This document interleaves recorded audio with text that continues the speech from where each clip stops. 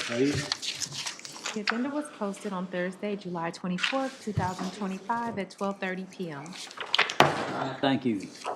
Let's stand brief for a moment of silence, and then we'll ask Veteran Service Officer Steve Hernandez to lead us in the pledge.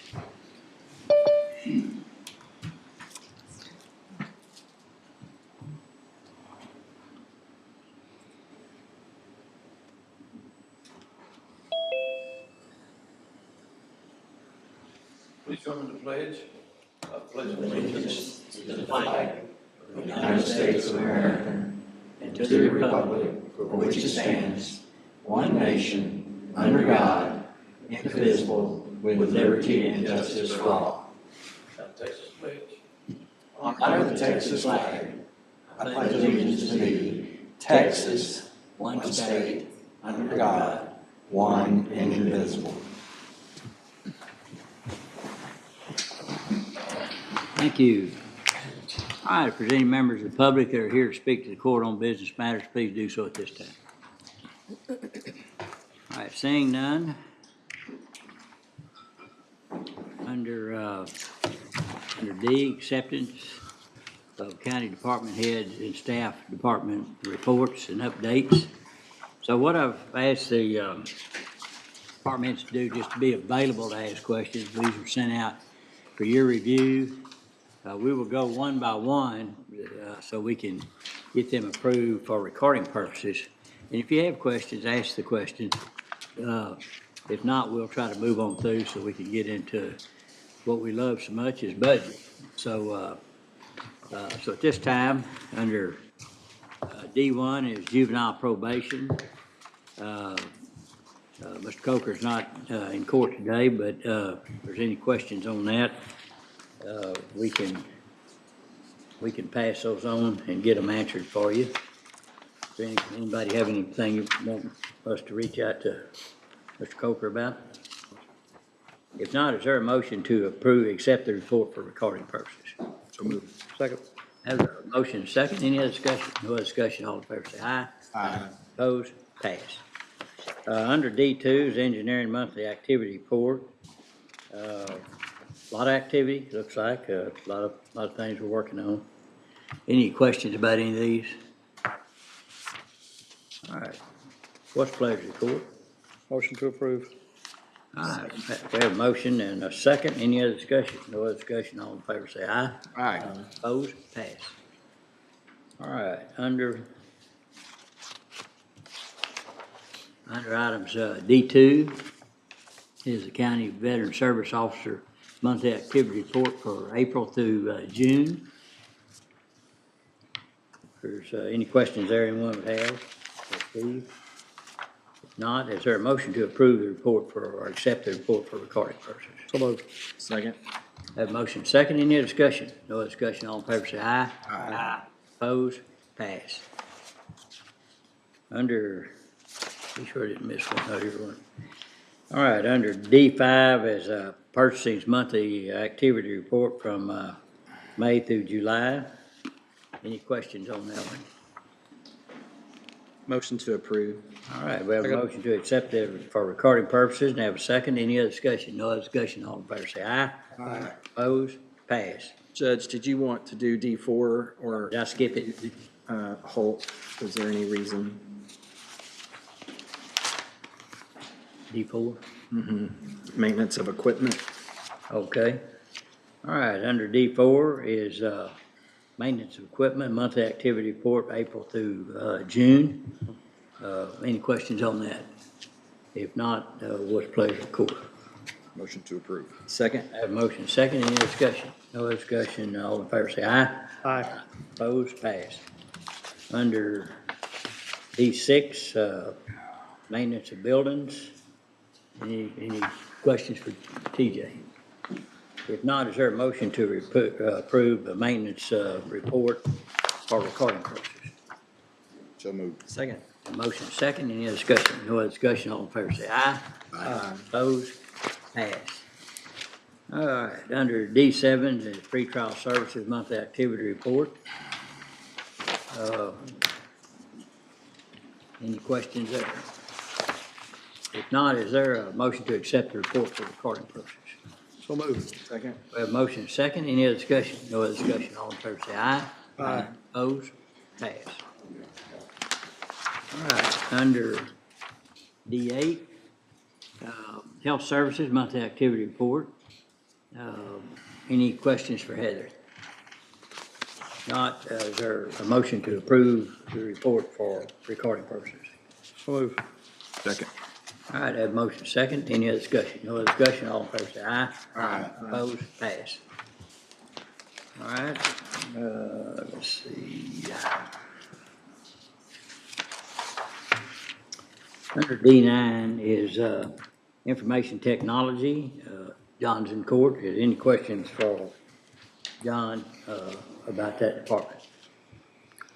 If not, I'll make a motion that we approve that report for recording purposes. Is there a second? Second. Motion made and second. Any other discussion? No discussion. All in favor say aye. Aye. Opposed? Pass.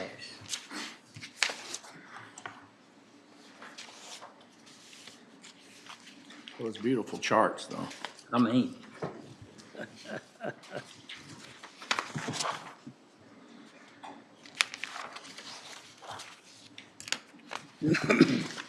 Remember when John Carter came here and said he's gonna cut down the report, it wasn't so long?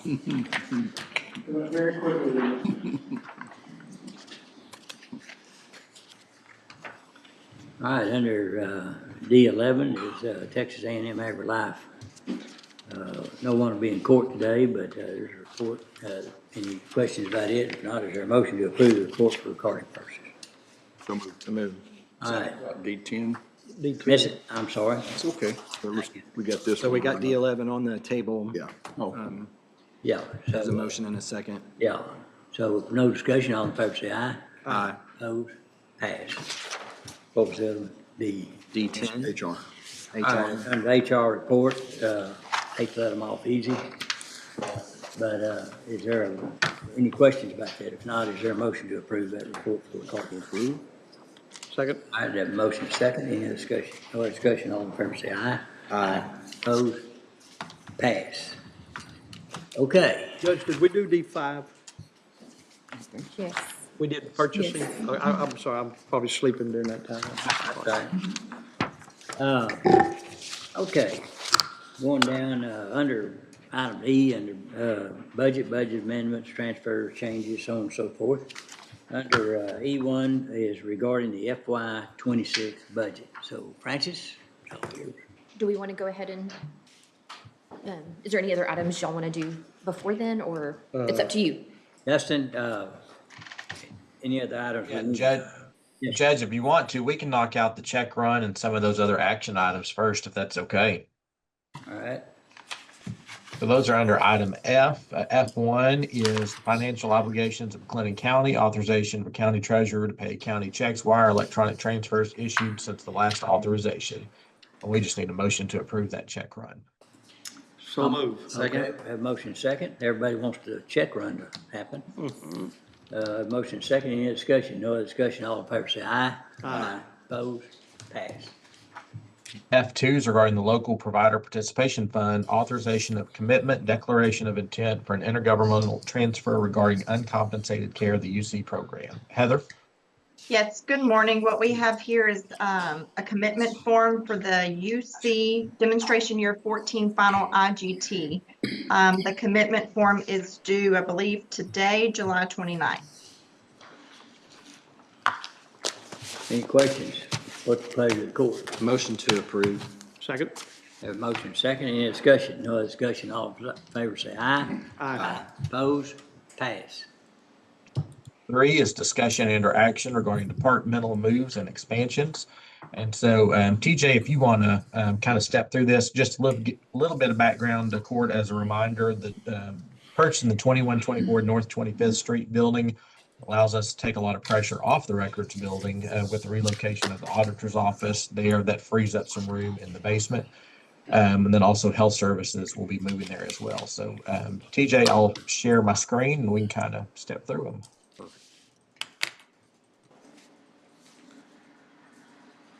So as Dustin was saying, the purchase of the 25th Street building is really what we're aiming for, to give some relief to the overall envelope of the records building. We know we're busting at the seams.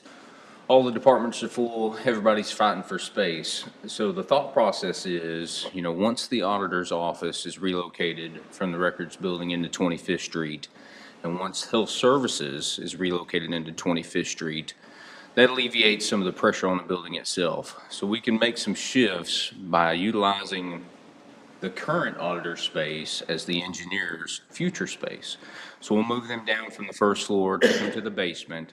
That allows us to shift over some of the tax office to relieve space on the first floor, allowing them for future expansion for years to come, and still gives us a little bit of swing space down in the basement, some space that won't be utilized. Because we know, once we get into phase 2 of the Justice Center, we're going to need some swing space to move folks into, because they're going to be impacted by the work that's going on in the annex building.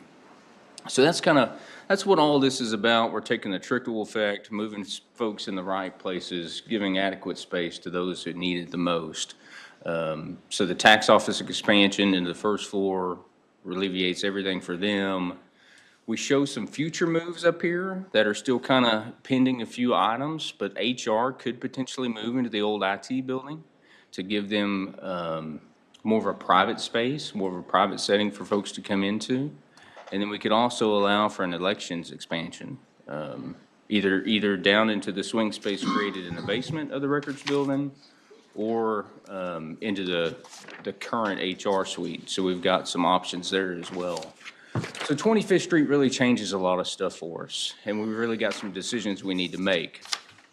But of course, we know the auditor's office and health services are the main ones that are going to take place right away. So this is kind of our overall plan, to give relief to the records building, gain some additional space, and have some swing space for the future. Any questions in regards to? No questions, more comment, TJ. First of all, my hat's off to the Space Committee. That can't be an easy job, just figuring out the logistics of what's going on. Lots of moving pieces. I know it's a necessary thing that we do. I would encourage us all, and y'all may have already done this, to also take trips here in the courthouse itself. I've had the opportunity to go down to the JP's office particularly, and she's sitting in there, Judge Hensley's office, and visit, and they're working on top of each other. Oh, yeah. I mean, absolutely working on top of each other. So I know that's in the future when we finish the conversion. Right. And it'll also alleviate a lot of situations, I hope, and give those people, because when this courthouse was built, it was only built for so much, and there's no way to push the walls out. We've put as much into it as we can. It really can. There's So, nothing left. Yeah, So there's some it's- people looking forward to that move also. Right, absolutely. Good point. Yeah. Will we be moving, probably the court? Or There's a chance. The Well, chance. the court, well, there's a chance of that. Kind of what we're focusing on now is making these moves that TJ's trying to accommodate while we're waiting for the new judicial center to open up, and then that'll leave some room in the courthouse, and so we'll go through and figure out what's the best, how the use of this space and what's the best utilization for it. And so that'll be the next step. I know Judge Henley's area has been like that since I was a baby. Yeah. So, and it keeps growing and growing. Yeah. And we went through, I guess, a couple of years ago when we first, envisioned the new Justice Center, and we came up with a master plan that shows kind of those shifts in the historic courthouse. Yeah. So we'll bring that back out to you guys and let you take a look at it as well. So it's going to alleviate a lot of those issues that we've got going on. Can I say it's going to be perfect? No, I don't think so. I don't know that we'll ever be perfect, but we're going to get real close. It's gonna really give some space to those who need it. When is the anticipated completion date over there? The February 2027, Spring of 27? yeah, is when we'll finish up the Justice Center itself, and then we'll get into phase 2, which is going to be the work that's going to take place at the annex. Yeah. None of this would be happening if our county wasn't growing, and growing is good. Growing pains are good. If you don't grow, you go away. They are very much so. Good point. Very much so. And I think, we've talked about it over the past year and a half or so, as far as creating a multi-use court facility potentially at the juvenile property. You know, and that would encumber kind of CPS, 4D court potentially, maybe, we heard talks of a truancy court that had come up in court this past budget session. So we're also starting to look at that as well. So that's something that could potentially even relieve some more space in the future, but That would be a new facility. it entirely would. New building. Yeah, it would. We've talked about it over the past couple of years, and it's one of those things where, we've got those, we're just trying to fit CPS in here and there and all that stuff, so I want to try to bring it all home. Make a good space for everybody. Any other questions? All right. Thank you. Thank you. Judge, let's see, do we need action? I think if y'all are good with it and you wanted to go ahead and approve the move of engineering to the basement and to the space that the auditor's office will vacate, and then tax office expansion, that would be good because y'all assigned space. So I don't have a problem with that if that's the recommendation. They certainly, like I said, the Space Committee's put a lot of work in on all of this, and I applaud the work that they have done and continue to do, so that would be my motion to approve. I'll second that. Any other discussion? No other discussion. All in favor say aye. Aye. Opposed? Pass. all right, F4 is regarding the November 4th, 2025 Texas Constitutional Special Election, authorization of order of special election, early voting dates, times, and locations. I'd like to call on Jared.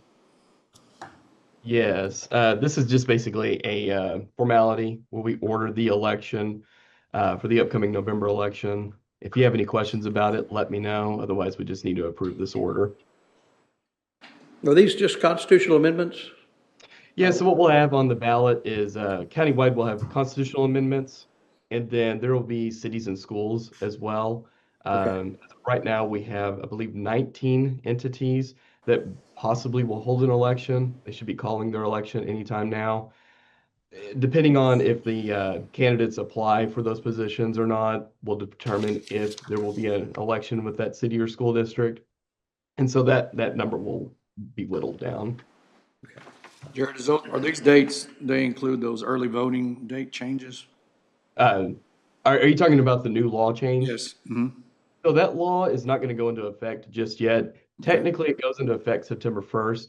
However, one of the things in the law is that the Secretary of State has to talk to every county across the state. They have to come up with a plan on how they're going to implement that law's change. That's not going to happen. Secretary of State's already told us that's not going to happen. So at this point, early voting is going to be held as it has been in the past. Great, thank you. Which is why you see dates that are normal. Yeah. One change to note about early voting is First Assembly of God Church. They've told me that they're not available to hold early voting. We've gone to West Waco Library, which has typically been our backup. They are holding their genealogy meeting during early voting. So we've gone to Holy Spirit Episcopal Church, and they've agreed to hold early voting there this go around. I know it's frustrating to have to move that around, but thankfully Holy Spirit Episcopal Church has been willing to let us come invade their space for a couple of weeks. That's the church that's located right behind Target, so it's still within the vicinity where we typically hold early voting. Is First Assembly, are they out completely, or are they just for this November? Just for this? Yeah, that's They've- what I thought. That's what I thought. What they've told me is they don't want to be, the only time they want to be open for an election is if there is a congressional race on the ballot. So we'll be back in March for the primary runoff, and then next. Sure. Well, I appreciate them doing that very much. Absolutely. Absolutely agreed. All right. Any questions for elections? Motion to approve the order of election. Second. Motion made and seconded. Any other discussion? No other discussion. All in favor say aye. Aye. Opposed? Pass. Thank you so much. Thank you. All right, is Judge Hensley still here? Yes, she's back there. Okay. We're gonna get into budget, and I know you have something you wanna talk about, and it'd be under, I think, personnel, which Go ahead, we'd like for you to come on, because I know you have plenty to do,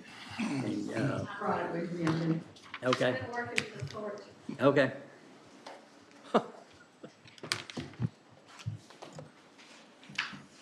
First of all, I appreciate the opportunity to talk to you again, and I wanted to circle back if I could. And I appreciate Commissioner Smith going down and looking at our space, because I think we literally, I know everybody's tight with what's going on, but we are in an unusual circumstance where literally when you come through our door, you have 32 inches to get through the furniture, which is not very much for a public building. And we don't have a good place to expand to.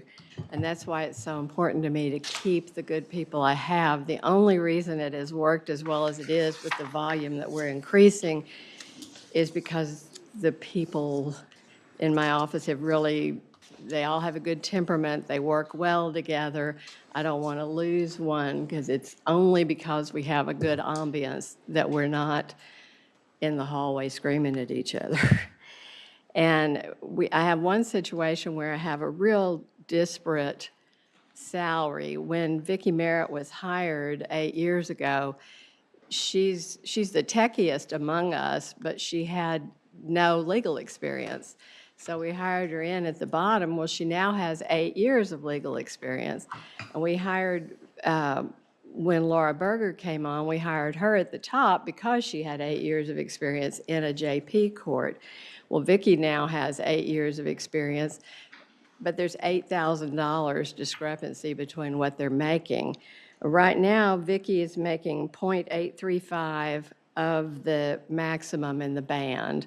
And I just want to move her to .9, which would take her from 43,492 to 46,900, which puts her right at that 0.9% of your band, and it's the middle range there.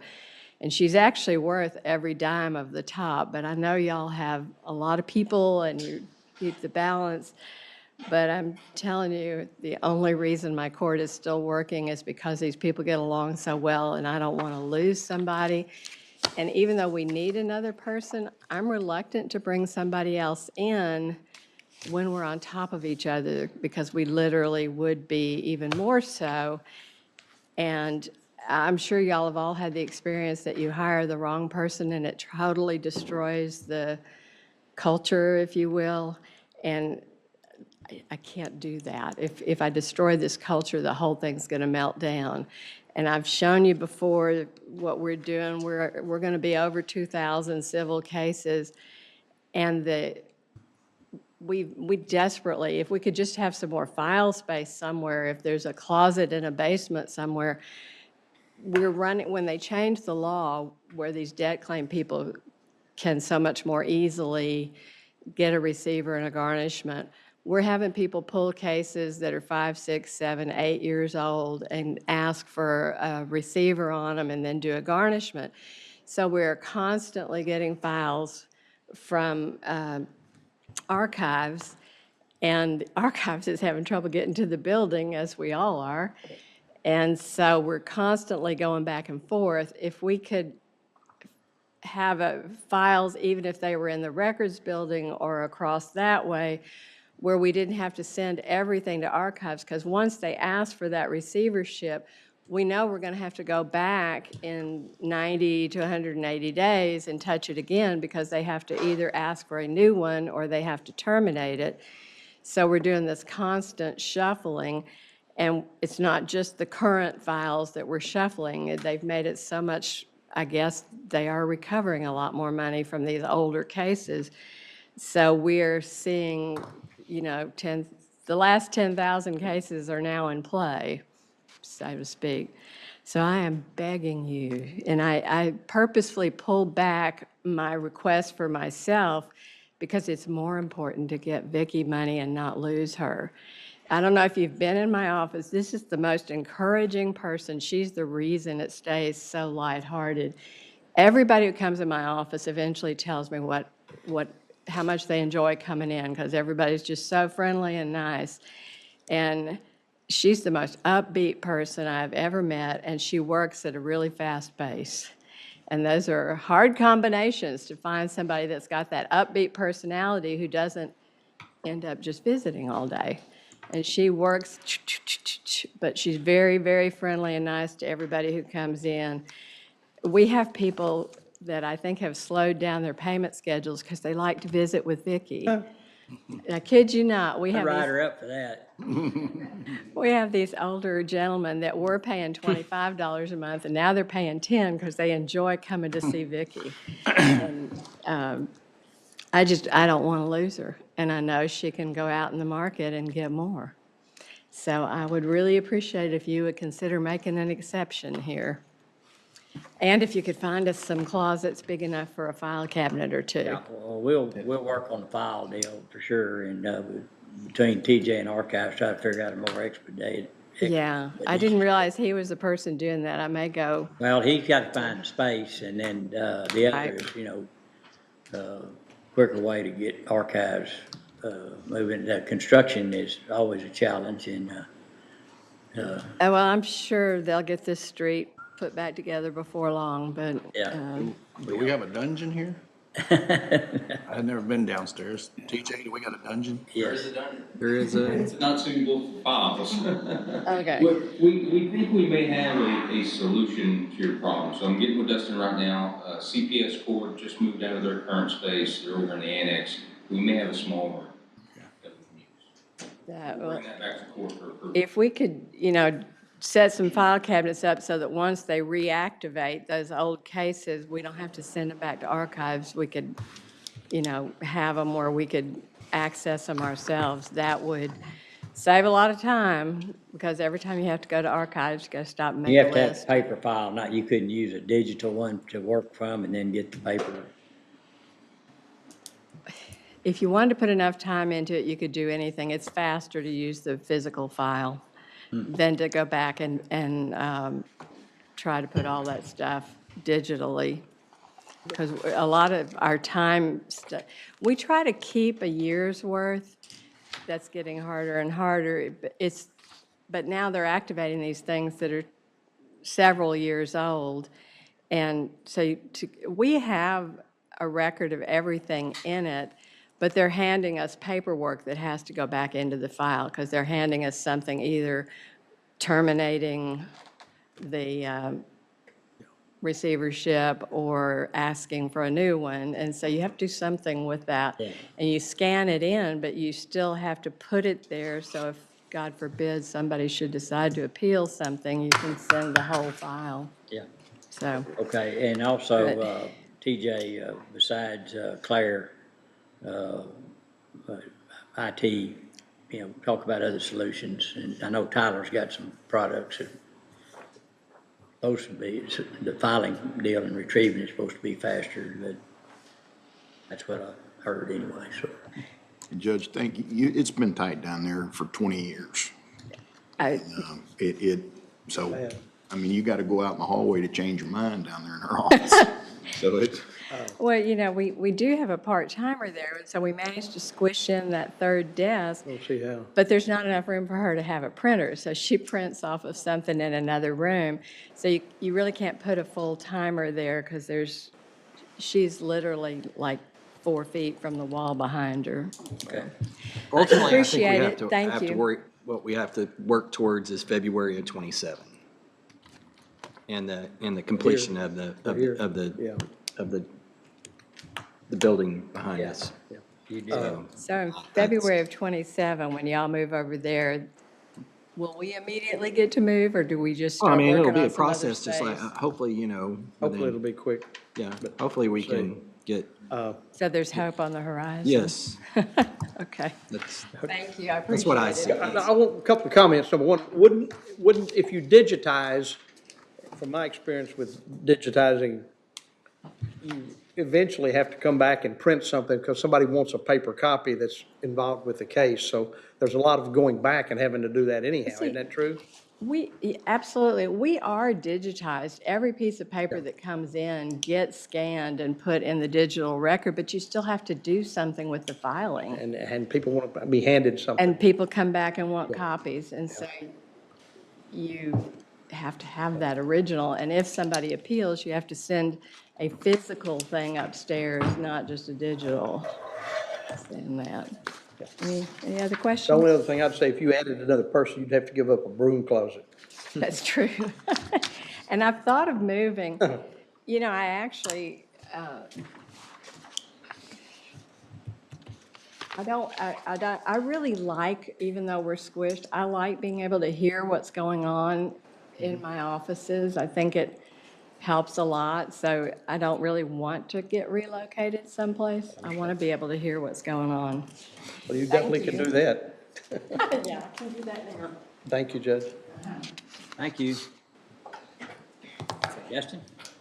Yes, sir. So we can go to item F5. This is regarding responses to RFP 25-008, third-party administrator, TPA, ASO, provider networks, and related matters. F5A is a presentation by Hub International on review of best and final offers from United Healthcare, Cigna, MetLife, and Standard Insurance Company. And then following that will be F5B, authorization of recommendation by Purchasing, Human Resources, and County Administrator with support from Hub International for award to agencies with best evaluated proposals for various coverage. So I'd like to call on the Hub team of Ty, Liz, and Patrick.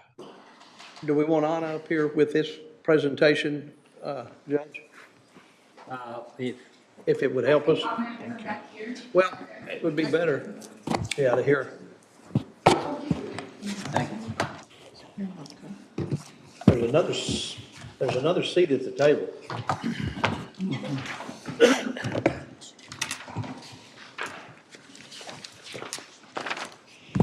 I forgot I had to put the slides up there. I was going to say. Judge, Commissioners, Ty Petty with Hub International. For the record, while everyone's getting settled in here, I just want to take a moment and say thanks. Thank you for being clients and trusting Hub to work with you all on this. It's a privilege and an honor to get to work with such a professional and dedicated staff. You know, Ken in purchasing and Anna and Stacy in HR, been a real joy to walk through this with, and it makes the process a lot easier in that regard. And truthfully, Hub is proud of the work that we've done on the county's behalf on this project, and we're excited about the offerings we get to present today. And, you know, we're just really excited for the opportunities in front of the county and for your employees and their dependents. And so I'll be quiet and I'll hand it over to Liz and Anna and let them dive in. Good morning, Judge, Commissioners. Liz Bebo, part of the Hub International Employee Benefits Consulting Team. This morning, we'll talk about RFP 25-008 relating to some of your benefit coverages. On page 4, the overview this morning, just to ground you in what we're discussing. Currently, you have a integrated medical pharmacy spending accounts and COBRA administered by United Healthcare. Your basic life, voluntary life, short-term and long-term disability are also administered by United Healthcare. These contracts expire December 31st, 2025, which required a bid and request for proposal procurement project, which we undertook in the last few months. The contracts that we're discussing today will be awarded for a 3-year guarantee period with the effective date of January 1st, 2026. We collected and summarized the responses to the RFP and reviewed by the evaluators in early July. Finalists were chosen by the evaluators and submitted to court approval in your prior meeting.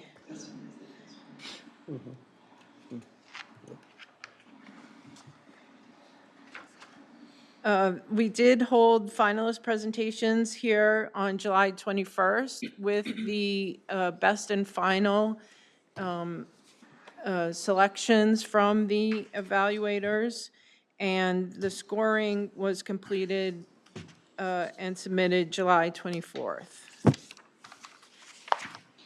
The evaluators scored the participating vendors based on price, meeting the needs of the county as described in the RFP, reputation of vendor and vendor services, reporting capabilities, and quality of response and services. The finalist contract would be either United Healthcare or Cigna for the medical, pharmacy, spending accounts, and COBRA. And the finalist Standard or MetLife will be chosen for the life and accidental death and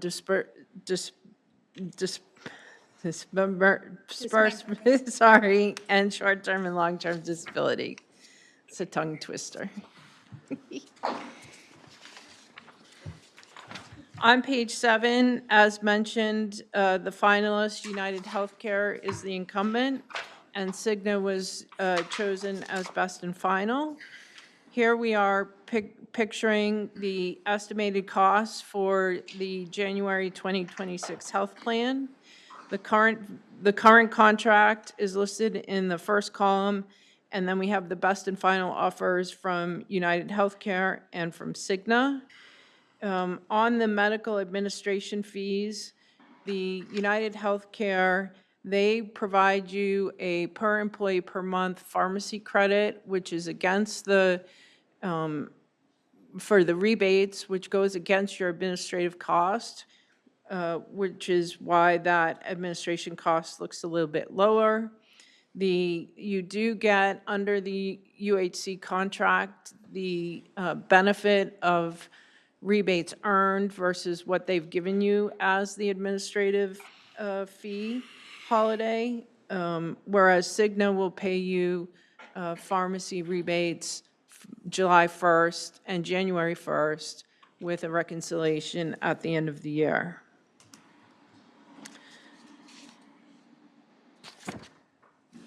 If we turn to page 8, the highlight of the offers, United Healthcare, because they're the incumbent, if you choose to award the business to United Healthcare, employees would continue on the same network with the same providers. United Healthcare did increase their wellness allowance from $200,000 to $265,000. That's an annual allowance. And United Healthcare has offered an administrative allowance if you would like to hire an individual to help with service on your benefit plan. As I mentioned earlier, the pharmacy rebates are paid on a per employee per month credit to the administrative fees, and then any rebates earned above that fixed rebate credit are retained by United Healthcare. On the Cigna offer, they have given $135,000 administrative fee holiday for the first year of the contract. They've provided a $75,000 technology credit to be used to offset the cost of a benefits administration system. They've also given additional funds for wellness, implementation, and communications. Cigna has offered a position, an on-site navigator. This person would be a Cigna employee and would be able to assist employees managing their day-to-day benefits questions and also be the wellness champion to help with the initiatives around, for the Human Resources Department's activities around wellness. They have also offered a personal health team. This health team is a dedicated, personalized medical management model which allows employees to be cared for in if they have chronic illness, cancers, etc. So they will have personalized support in their health journey. They are also offering the government and education customer service vertical. This is solely for employers in the government and education space.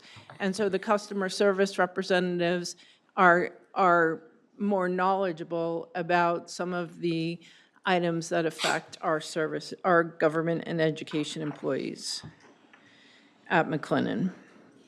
There's also a personal champion program. This is an advocacy program for individuals who have complex, difficult diagnosis, and they have an advocate that will be assigned to them to help them with any and all issues relating to that concern. And finally, as I mentioned, the pharmacy rebate minimum guarantees will be paid January 1st and July 1st with an annual reconciliation so that if the rebates earned on your contract exceed those payments, you will receive the difference. On page 9, the last time I was here, we talked about the 2026 health plan cost projection. As a reminder, the health plan is on a calendar year basis, so we are looking at calendar year information here. We've added the impact of the United Healthcare contract best and final offer and the Cigna best and final offer. As you can see from looking at these columns, there are slight differences in administrative fees, which include stop-loss premiums, the pharmacy rebates, and then we have not adjusted the county funding for employee contributions or county contributions. We had come and spoken about a 2026 projection that would be $788,000 deficit. With the United Healthcare contract, we estimate that to be 1.3 million versus the Cigna of the 151,000. Are there questions on that before I turn to the life? So the main driver of that is this pharmacy rebate, correct? The pharmacy rebate, yes, and also the stop-loss premiums. Okay, and then there was a note that said stop-loss premiums would be So the stop-loss. contingents requiring updated claims. Yes. So we did go back to both of the finalists and ask them about the stop-loss premiums that they had included.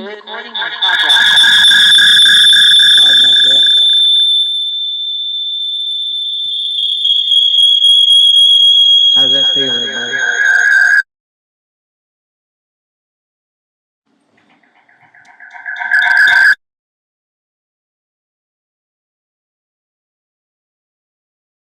Thank you. So we did talk to both United Healthcare and Cigna about the stop-loss premiums. United Healthcare has told us that they are firm in that number. It will not decrease. Cigna has told us that their stop-loss, although contingent, they do not expect it to change from what they submitted in the bid significantly. Back on page 8, which is the $170,000 administrative allowance by United Healthcare, and then they have a on-site navigator, which will still be a Cigna employee. How is that? How would that be administered? Are they saying $170,000 allowance to hire someone to just handle claims and stuff? Yeah, so the United Healthcare offer is that you would hire somebody who would be essentially an on-site person to support employee questions about benefits, things of that nature. So, okay, go ahead. So they would be, but there's not a true job description, or at the finalist presentation, they couldn't really articulate what this person would do. as opposed to the Cigna person, that is a defined role where they brought a job description and a reference of somebody who had that. This person is specialized in Cigna and can help employees not only with their benefits, but also helping them use the Cigna programs that are attached to, such as chronic condition coaching, healthy living coaching, and then also earning incentives under the plan. I think the thing that kind of concerns me would be in 3 years, if you decided to move from, let's say you went with the United Healthcare and in 3 years decided to move away from them, that position ceases to be funded then. Right. Our concern was that there wasn't a clear defined role outlined and how their service, they're not going to be trained by United Healthcare. They're not going to have access to United Healthcare systems. And so it wouldn't really offer that much more service than the HR office is already offering its employees. Right. With the claims assistance, because we serve currently as a liaison to that third-party administrator to figure out their claims questions or coverage questions. Future funding always concerns me too. Exactly. The other one would be on the, what is annual upside reconciliation? So- We go to the bargaining table? No. So Cigna has estimated the value of the rebates based on utilization. Right. They will pay you that minimum amount that's written in the offer. If your utilization is different and more rebates are earned than what they've said that what they've paid in January and July, you will receive the difference. We'll receive the difference, okay, okay. Whereas United, they keep any Correct. rebates earned above the fixed rate. Correct. Okay. How many hours a week would the on-site navigator be required to be on campus? That would be determined by the HR team. I think some of the clients have them on full-time, some of them, have them going to other campuses or sites. It Is that really, defined, excuse me for interrupting, is that, Yeah, is it in the, yeah, is that contract, is there We like need to know is there exactly. word? yes, it would be Is there just, wording in the contract? that- yes, that would be at the discretion of the county, and we would outline that In the final agreement. in the final agreement.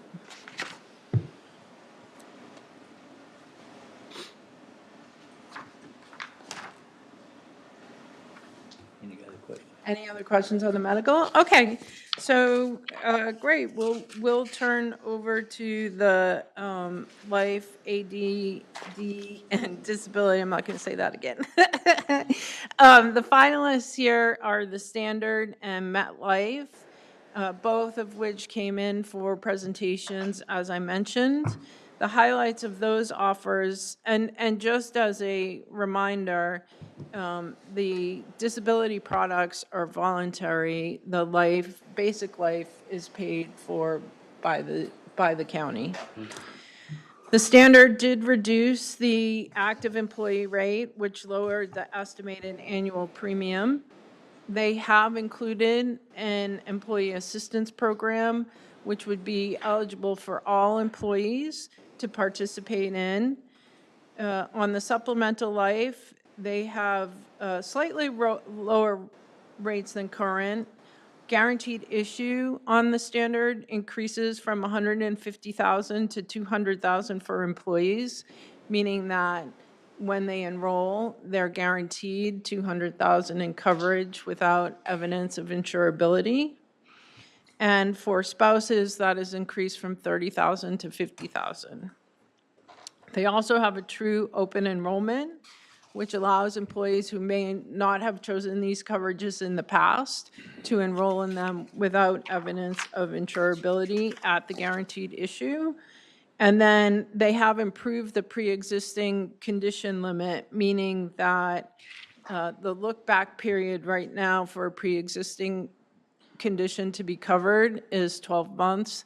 That would be shortened to 3 months, which makes it easier for employees to obtain the coverage. On MetLife, they did reduce the rates on basic life and AD&D, although not as much as the standard. There is a slight increase on the supplemental life. They are not offering an open enrollment. The benefits are rates for voluntary short-term disability are matched to current, and voluntary long-term disability rates increased, but also the pre-existing limitation was improved on that offer as well. We did on page 12 highlight just the differences in price from current, the basic life on the top, the supplemental life on the bottom. Again, the basic life would be paid by the county. Supplemental is chosen by the employee. On page 13, on the voluntary short-term, we can see the differences in price there, the standard having a slightly lower price, and then the voluntary, the standard having just a slight increase on the long-term disability, where MetLife matched the current.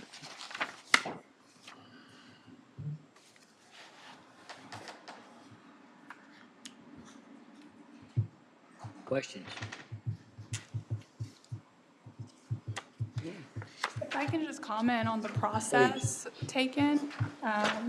And so from the beginning or opening of the RFP, there were a lot of submissions and questions from respondents, and I think HUB did a fabulous job in fielding all those questions and then also synthesizing all the information received in a way that purchasing, HR, and Dustin were able to really sink our teeth into and get really great side-by-side comparisons to be able to offer both HUB and the court kind of our feedback on this is what we're seeing employees need, and these are the plans that we feel not only are the most cost-effective, but also respond to employee needs. So we feel really confident about these finalists and then the recommendation for each of the plans now moving forward.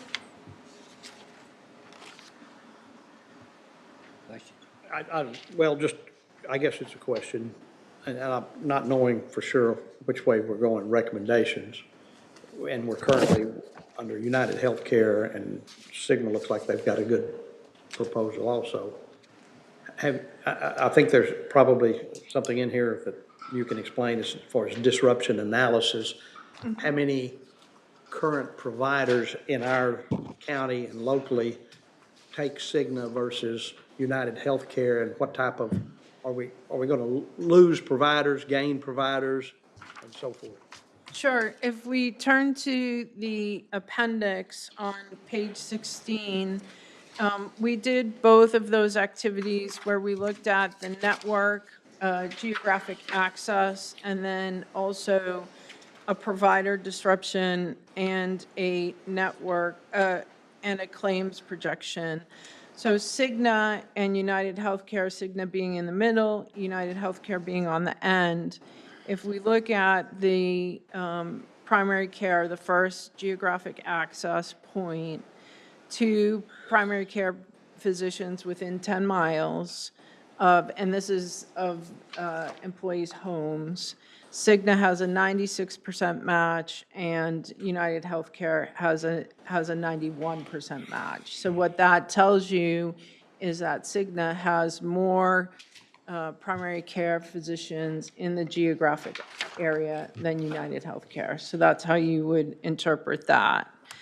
On the disruption for provider match, which is the next column, Cigna has a 96% match, United Healthcare had a 98% match, so there could be potential, just a small amount of disruption there.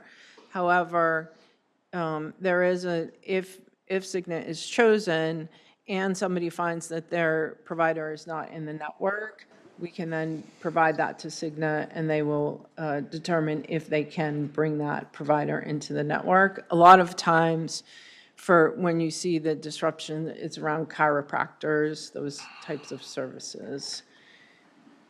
Does that answer your question? Yes. Yeah, Yes, okay. that was a concern. Thank you. And then just to highlight the next two appendix, we don't have to go through them, but we did look at the top facilities and the top non-facility, so provider matches, and Cigna and United Healthcare both match on those top ones, with the exception of there's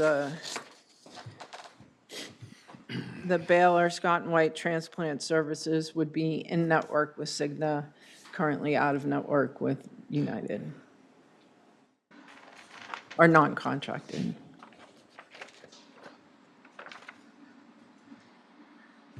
Question, comment? Where is that? On page 17. Oh, okay. Well, I don't see any no's all the way down Cigna's line. Is that correct? Am I? Correct. Okay. And only one in, United one in United Healthcare. Health. Okay, and Correct. that was the, okay, transplant services, okay. Questions? That was my question. How do the networks compare? I mean, I've already, in my research, I've already found one that doesn't, that's not in network, and I may not be looking in the right exact spot, but it's a doctor of mine. So that's just neither here nor there, so. Okay. Well, that's important to me. I just wonder, that it's not going to be exactly seamless or Correct. And so there is and not to get too detailed, but there is a very thorough implementation process that Hub will lead with Cigna if they are chosen, so that we can look at utilization in the last 12 months, both on pharmacy and medical, so that we can be aware of potential disruption and start working on that now before January 1st. Also, Cigna does have, as part of their offer, what they call a pre-enrollment line, which will be available to employees to call before January 1st if they have questions about how is my drug going to be covered, is my doctor in the network. And there's also a transition of care process. So if somebody is undergoing a care, maternity or something like that, it would be bridged over to Cigna if they were not in the network. To address Commissioner Jones's comment about that he is aware of, the one doctor, are you saying between now and there's a possibility that one could get added? If we would have to bring that to Cigna and Yeah, I Cigna's understand. credentialing There'd be an team. effort around that, and so. Yes, absolutely. One of the things that might be important, Anna, is to roll this out about who's covered and who's not, and so we can identify those health providers that may not be on it now. The possibility is we can, in the transition, those would be put on Cigna's deal if we choose Cigna. Yes. And I think it's just identifying that within the data that Hub had already compiled and through claims to see which of these providers specifically identify them and flag them as an interest in adding them to the Cigna network.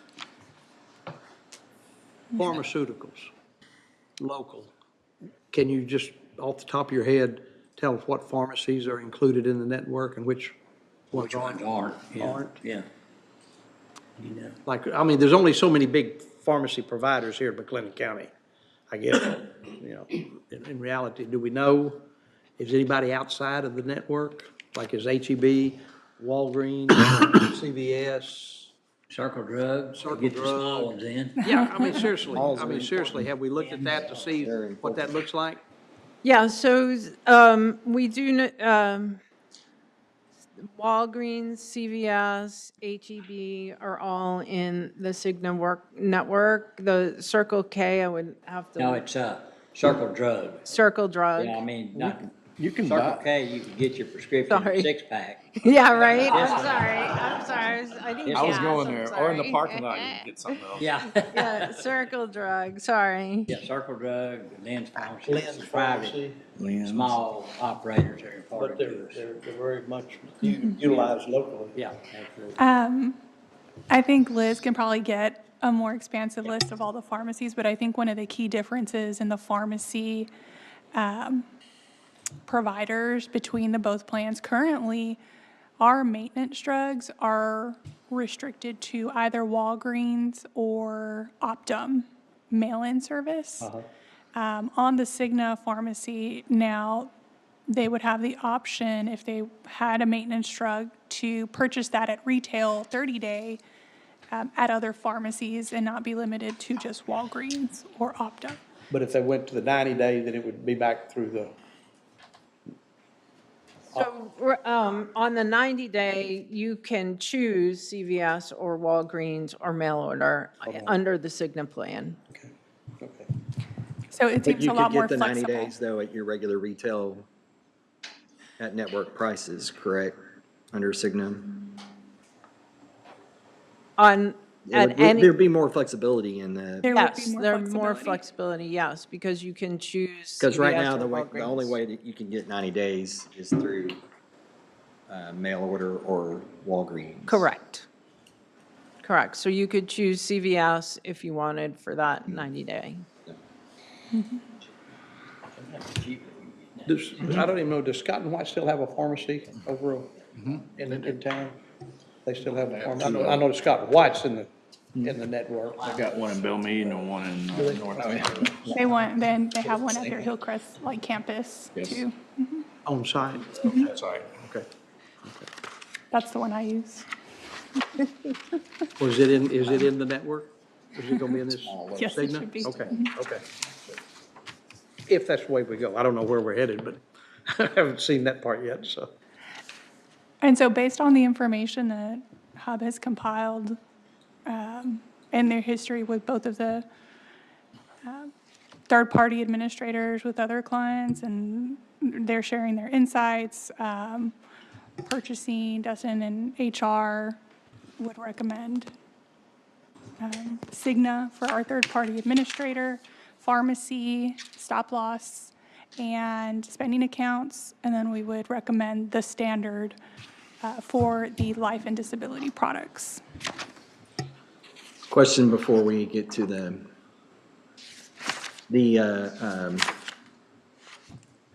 if y'all are recommending Cigna then, so our spending accounts are with Optum, United Healthcare Optum, how's that transfer gonna, how's that gonna work? They have their own bank, right? Correct. Cigna uses HSA Bank. And what would happen is during implementation, we would do something which is called the bulk transfer. So we would take the accounts from Optum and move them to HSA Bank would be one option. Or the county could choose to let individuals make that choice. And they could keep their accounts with Optum and open a new account with HSA Bank, because to the extent that the county contributes to the HSA savings account, it would have to be into the HSA bank. Any other questions?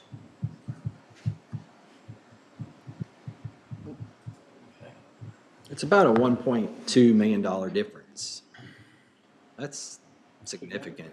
Yeah, that's not as gloom and doom as it looked, right? Yeah, so we go from from a Almost 800,000. $1.3 million deficit to 150,000, so. Kind of like that. I think The that's. other thing's all, all the insurances, premiums are getting higher, and deals are tighter and all that, so This is a what we have to do is two-year. roll out the difference, no matter who you went to, it's gonna be higher.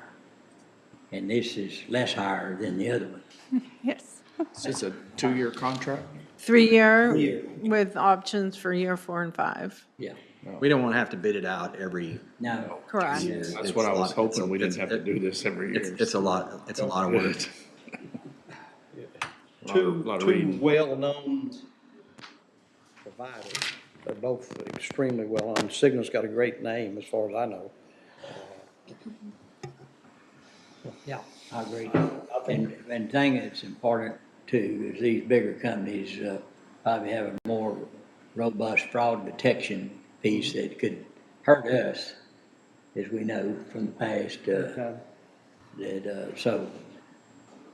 and I'm assuming that, but you would think they would have a very robust fraud protection piece to it. Okay, So what happens now? so what happens now, Anna? The court would decide or approve on awarding the bid to the particular third-party administrator and then vendor for life and disability. And Ken probably knows if it can help me out on the specific wording that has to be used, or We just recommend that, and it's a court decision if you accept our recommendation. And that was on it, and that was, Yeah. say it again, Anna. If you, I can read it. Okay, read it, read it. Thank you. Let me see, following through the review of the responses received for the request for best and final offer, we respectfully submit the following recommendation for TPA/ASO services, pharmacy benefit management, stop-loss coverage, health savings accounts, Section 125 administration, and COBRA services. We recommend awarding the contract to Cigna, the Cigna Group. And for the basic life, accidental death, and dismemberment, voluntary life, short-term disability, long-term disability insurance, we recommend awarding the contract to the Standard Insurance Company. And I will say the Standard Insurance Company was a surprise to us, but I think well warranted in this recommendation. All right, thank you. Any questions for Ken or Anna on that, how that was stated? Or any recommended modifications or anything? If not, what's the pleasure of the court? Make a motion to accept the recommendation for our 2026 health plan as recommended by our purchasing director, Ken Bass. Second. And HR and Dustin? He wants to share the credit or the Yeah. criticism, one or the other. Well, no, this was hard work. Yes, it was. And so I think Appreciate all everyone of y'all. needs to be Absolutely. acknowledged in the work and time they agree. put up. So acknowledged. Thank you very much. I've worked on this before, so. Do we have a motion? Did we have a second? Did you? Not yet. Yes. You have a motion. Second. There Motion was and a a second right there. Say aye. Aye. Opposed? Pass. Thank y'all. thank Thank y'all y'all. very, very much. Now the real work. Francis, is that in your numbers now, or you have to redo? So, with that amount, that $150,000 amount, I don't know if that's something then that would be something separate if you choose to let that sit, or whatever the recommendation would be, I think, from HUB, with that amount of money, but. Of course, it's a budget impact thing, but I think we put it to discuss on how we handle that 150. And so if it's okay with the court, I'd like to hold that just a little bit, and then before we adopt everything, we'll come back to that, see how, I think things are gonna be pretty tighter than we thought it was last week, and so, do that, that's okay. Okay. Is that all right with the court? We're okay with that? All right, thank you. And Judge, if we could we accept F5A, that presentation from HUB for recording purposes? Yes. So move. Second? There's a motion second. Any other discussion? No other discussion. All in favor say aye. Aye. Opposed? Pass. Thank you. Thank you. 5 minutes? Yeah. We'll take a break. 5-minute what? Break? Okay. We're finished. All right, let's recess for 5 minutes or so.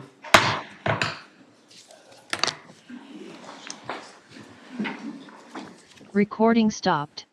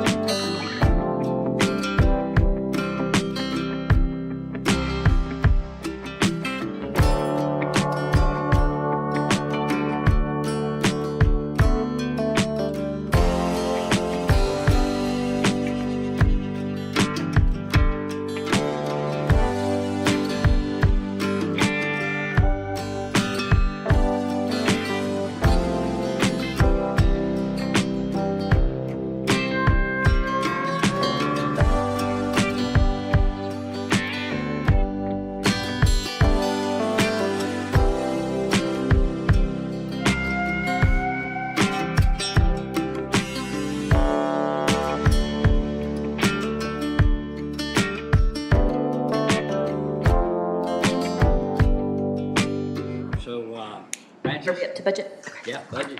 Okay, so, I feel like this is really loud. So today, we need to check off a few things, clarify a few things, to move forward with the proposed budget. We're gonna, of course, circle back to general fund, see where we stand right now and what the changes were since we met, week before last. And then I know where there's some items, of course, that you were still discussing that we will circle back to. So first, just to be sure that we are transparent and that, you know, we're not putting anything in the proposed budget that we have not looked at together, we're gonna just real quick look at Fund 401, the Permanent Improvement Fund. So TJ Jackson was with us a few weeks ago now, and we went through the list of the new requested projects. And so there is a new update to the line item for the remodel at JP5. And so it previously was at right under 225,000. And so this moves it up to about 402,000. And so if you have any questions, I know he can speak to that. But, you know, this number may be ever changing. They may end up spending more in this fiscal year, which would not require as much money in next year. But yes, this one did start out in Fund 401, but I think the judge was saying, you know, yes, it is, of course, something that could go in a bond fund as well. Yeah. But we just wanted to keep y'all in the. I think it needs to be moved to the bond fund. Yes, I'm sorry, I didn't. I just okay. wanted to go back to this one.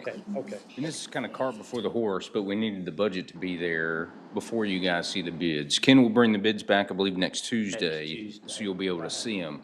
But those costs are coming in significantly higher than what we ever imagined. And it's due to a couple things. Not only just the inflation of construction cost over the past year and a half, but also the soil content of where JP5 is located. The slab is crazy expensive. Slab is over $70,000 by itself. Engineered, So well, 70,000 wouldn't be engineered. it is definitely engineered, yeah. There are tons of concrete and tons of rebar, just because of the quality of the soil is so bad. It's on field. Yeah, all fill, lots of it. Lots. So that number is significantly higher than we ever thought it would be. So, you know, it's an 800 square foot renovation to the facility, or actually addition to the facility. Those numbers are high, very high. How many square feet? 800. 800 square feet, divide that into 400,000. That's not Yeah. good. It's not good. Too early. Yeah. So we wanted to, you know, make sure the amount was brought to all of you, to your attention. And it sounds like we'll leave it here for now.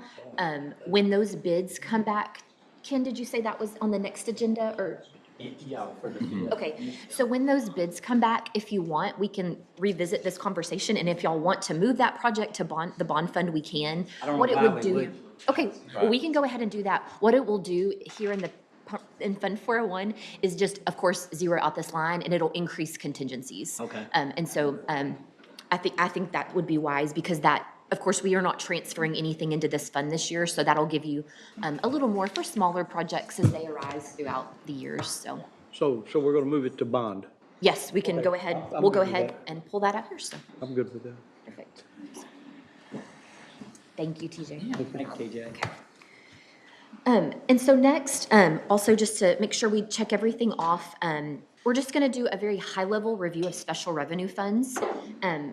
The packet that was passed out to you, just their top sheet, this lists all of our special revenue funds that you have control over the budgets of. We have a lot of funds that the budgets fall outside your direct authority, but these are the ones that do, so they are part of our budget document. And so I just thought, kind of high level, this was good just to get a glimpse of how much is sitting in these funds. And so you'll see there, we've estimated the beginning fund balance for next year, what we anticipate for revenues, and then we budget all the expenditures in these funds. The majority of them have the balance plugged to contingencies. And so what that does is just allow you all to spend these funds when needed. They have to come to you for a budget amendment, of course, but that's why we're estimating the ending fund balance at zero. And the budgets for each of these, I know we've had them out there, a lot of them are just routine expenditures that we keep in these funds year after year. And so there's been some tweaks there based on trends, but not a whole lot of change. I do want to point out in Fund 10, which is our Records Management Fund, there was a capital outlay request for a large book scanner. And that is something that John Carter talked with you about when he presented his budgets. So that is, a more one-time cost in that fund. And then in Fund 15, Courthouse Security Fund, same thing, when the sheriff's office spoke on their budget request, this was pointed out. But there is also a one-time cost there of the courthouse camera replacement project, $125,000, that fits into the special revenue fund. So those are two things that are a little bit different from previous years. And I do want to, I thought it was good just to kind of look at them as a whole, because we use these funds to fund quite a big chunk of our operating expenditures. For instance, Fund 141 is our Justice Court Support Fund. So we have enough coming in there right now that we cover about $120,000 of JP personnel expenses annually. And so that is just assisting the general fund. That's ad valorem taxes that you're not having to increase for those costs. Same with like Court Reporter Service Fund, your Language Access Fund, your Law Library Fund. Those are expenses that you would have no matter what. And so just having these funds to help supplant those costs is very helpful. And we just don't talk about them a whole lot, but wanted to shine the light on those. On any of these funds that are dedicated, I call dedicated funds, special revenues, are there any allowable administrative fees on any of these that can be pulled from them? To go back to general fund, any administrative, are there any administrative fees that are allowable by law?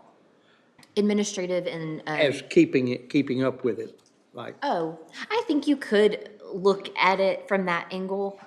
Sometimes there's admin costs and grants where it says, hey, you can use a percentage. Right, that's what I was getting to But I think, that's when you're getting into like, do you spread our cost? Do you spread HR's cost, per employee? Each of these has its very own distinct statute that outlines what the eligible costs are. And I feel like it is, to me, very purely, very direct about what it allows and doesn't allow. And so I think when you get into that indirect cost portion, it sometimes blurs the lines. It's just very subjective. But we do try to utilize these to their full capacity as much as possible. And then some of them leave a little bit so that when you have a project that comes up, there are funds there that you can rely on. So any questions on those funds outside of general fund? So we can just check them off. Proceed. Okay, so now we will go back, of course, to general fund. I'm gonna share my screen.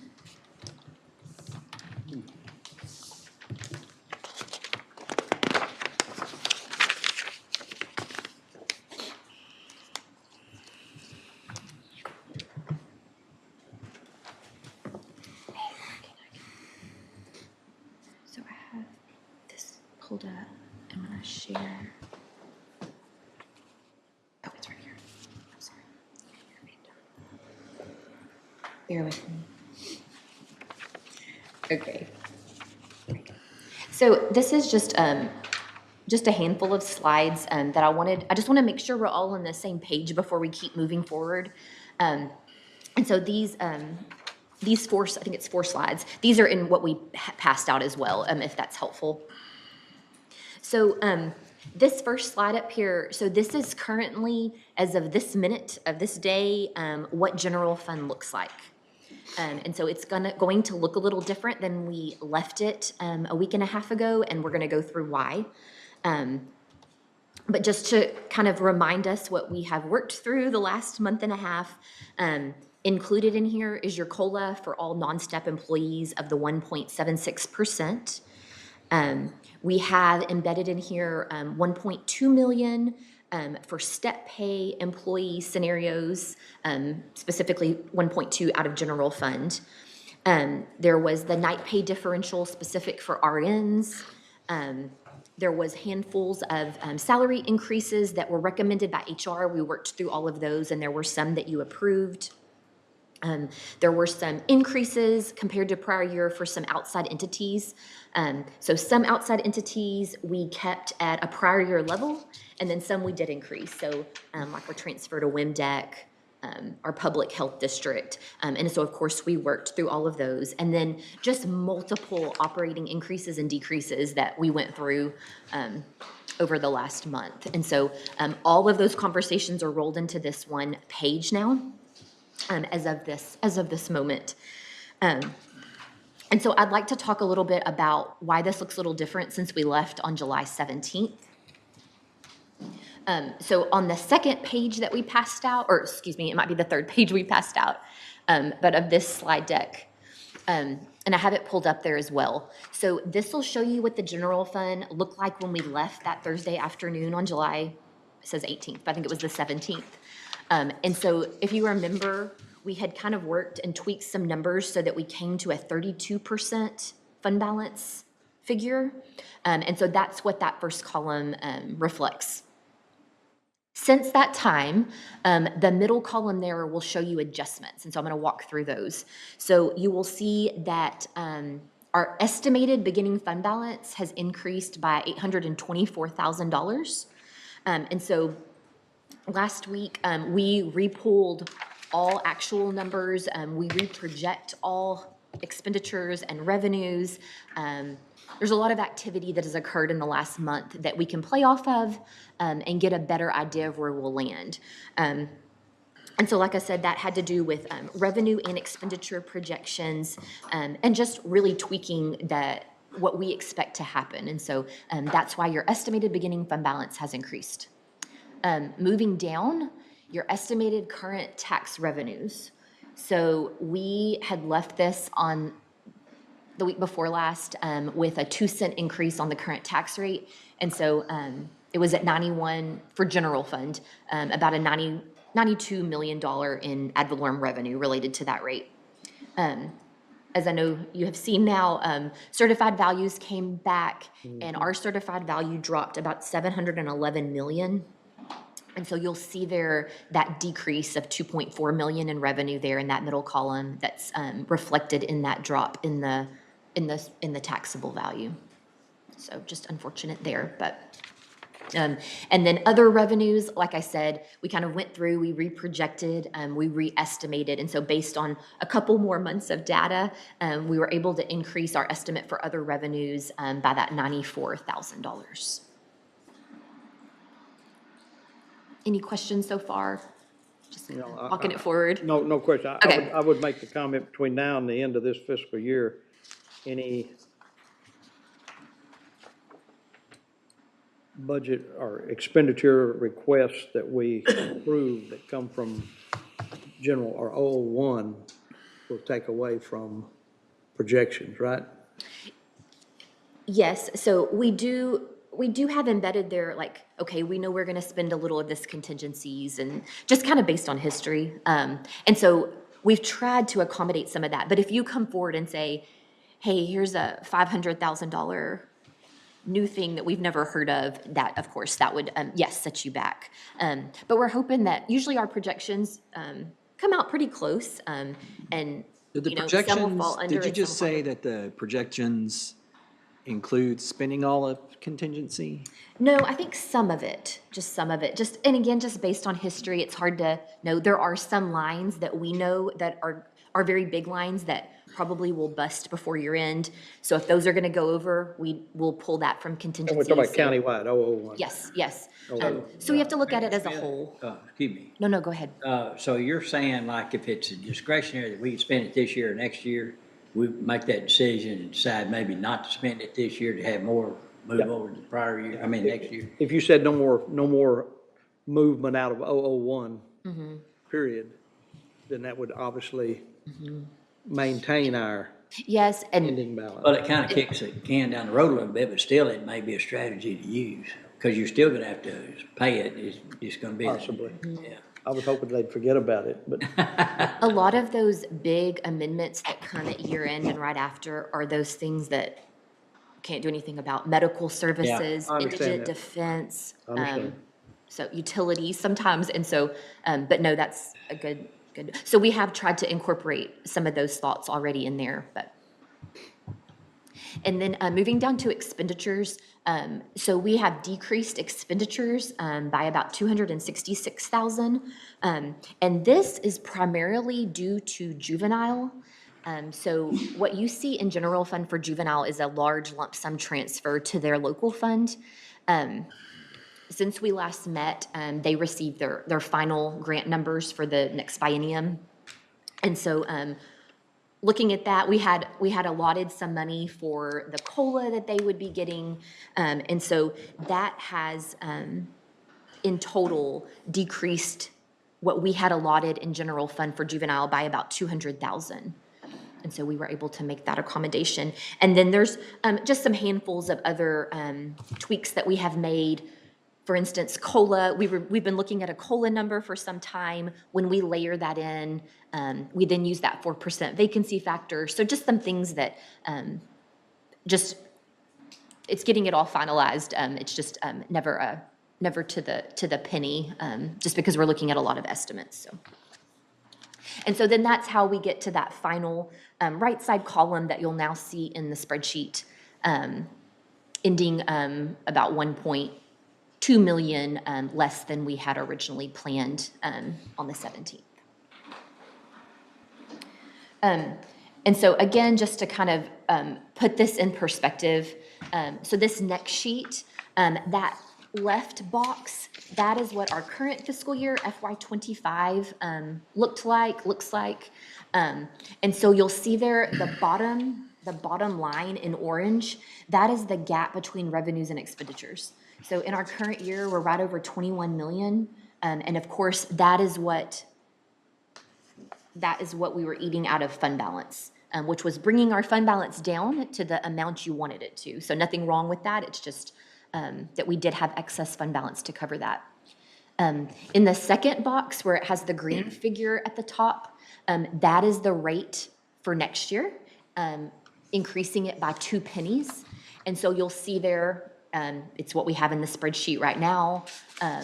You'll see there over to the right that it's an increase in revenues of about 12.4 million, an increase in expenditures of about 3 million. So if you compare what you have in expenditures right now to the current year, right under 3 million. And then you'll see there at the bottom in orange for that scenario, we're right under 12 million as far as that gap between revenues and expenditures, if we left it where it was today. And then just so you kind of get the perspective on the far right box, that's if you didn't adjust the tax rate. You'll see there that that gap between revenues and expenditures increases to nearly 18 million. And so that's where we've then looked, okay, future speaking, we don't want that to burden us the next few years. And so. But it goes from 21 and 25 to 17 and 26? Correct. Yes, sir. With the tax rate. With the current. The tax rate staying the same? Staying the Staying same. the same. So I just wanted to kind of put that, I think, And in a different that's perspective. based on the fact that the property values will Yeah. Drop to- Yes, sir. increase And so from 25 to 26. going to the 2 cent narrows that gap to 12 million, 11,800,000. Yes, sir. Still a gap. Yes. And so kind of playing off that, then your next sheet. These are some spreadsheets that we looked at a couple of weeks ago, but I have just updated it now with all of the information we know. And so if you'll look at that second column for 26, that's with the 2 cent. This scenario is with 2 pennies and keeping it constant for the next few years after that. So you'll see there again in orange, we have brought down that gap to about 12 million. And then with all of my assumptions, as we move forward, each year that gap draws down. Your fund balance percentage drops as well, but a lot of variables at play. So That's using an assumption that the tax base is growing at what? correct, so that it's growing at 5%.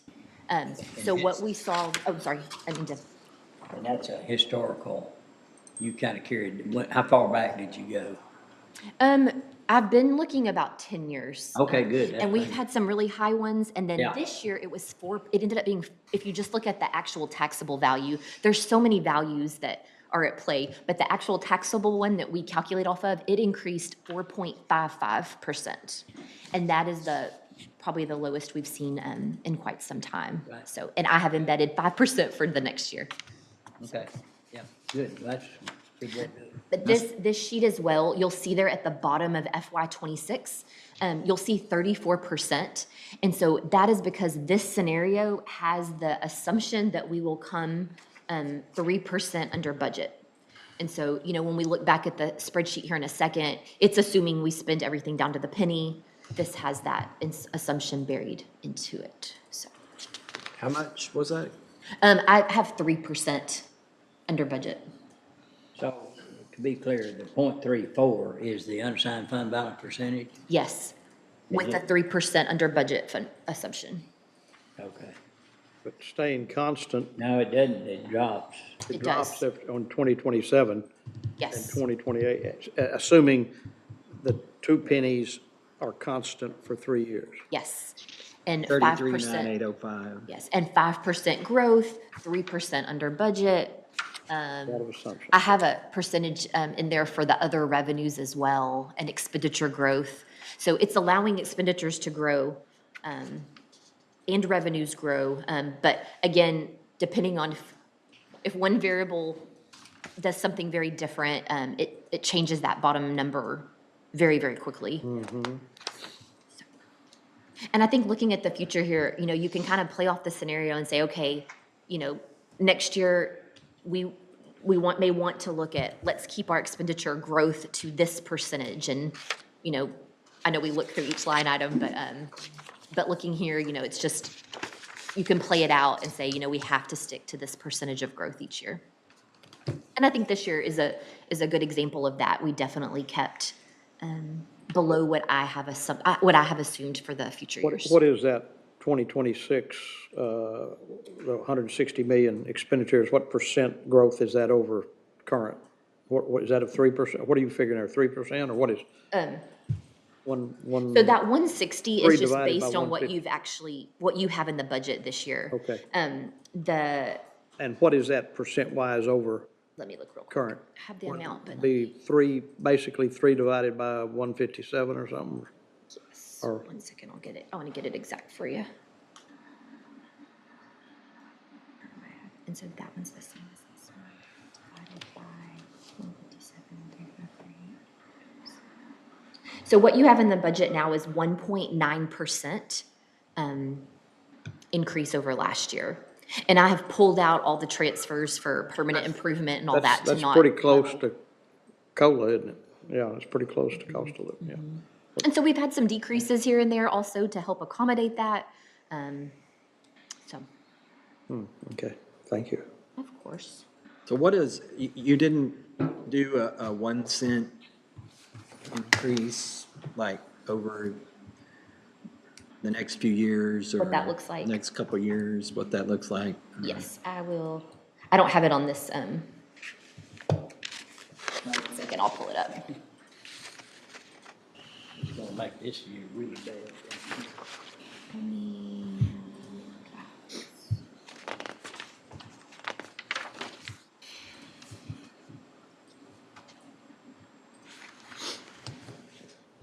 Pen go.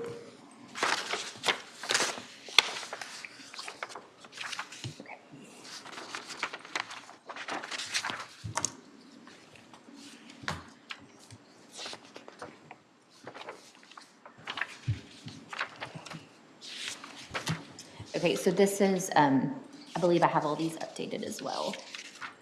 These are those same scenarios. I think Commissioner Jones was asking if you increased a penny, what that looked like. And so here is that scenario with all the current information plugged in. So you'll see there, this one, it does get us to 33% this year, but then it drops much quicker through the years. And of course, your gap isn't decreasing as quickly either. But that is 1 penny. Yes, 1 penny.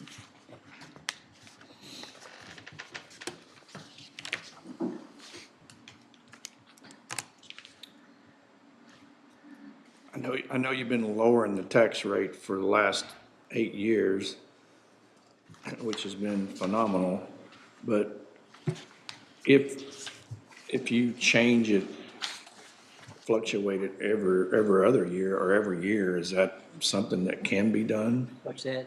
If you want to fluctuate the tax rate. Yeah, every year we make that decision, so. Because I've lowered for the last 8 years, which is like 21 cents in in 8 years. Yes, always, every year, it's a new decision, and you have those guidelines as the no new revenue rate and the voter approval rate, but other than that, it is your decision as the court. So, we're assuming, if our assumptions are overstated or understated, that's gonna, assumptions on everything, but it includes revenue side. That happens every year, right, assumptions? Every year. Yeah. Yeah, every year, and so, if you fix something, how long are you trying to fix it for? And it's, Yes, sir. Of course, one court can't commit to another, other one's obligation, but, on these kind of things anyway. And I think, me mentioning you have a year increases, year decreases. Like you said, we had originally decreased 21 cents over the last 9 years. So when you take a 2-cent increase, if that's something you're going to do, then that's a 19-cent decrease over the last decade. What is have y'all calculated the no new revenue rate and the taxpayer approved revenue rate? So Voter approved? that was late breaking yesterday. So your no new revenue rate is 3. The de minimis rate gets played into here too, but the no new revenue rate is 312,574. 312,574. Yes. And your voter approval is 413377. And I can 413377. Okay.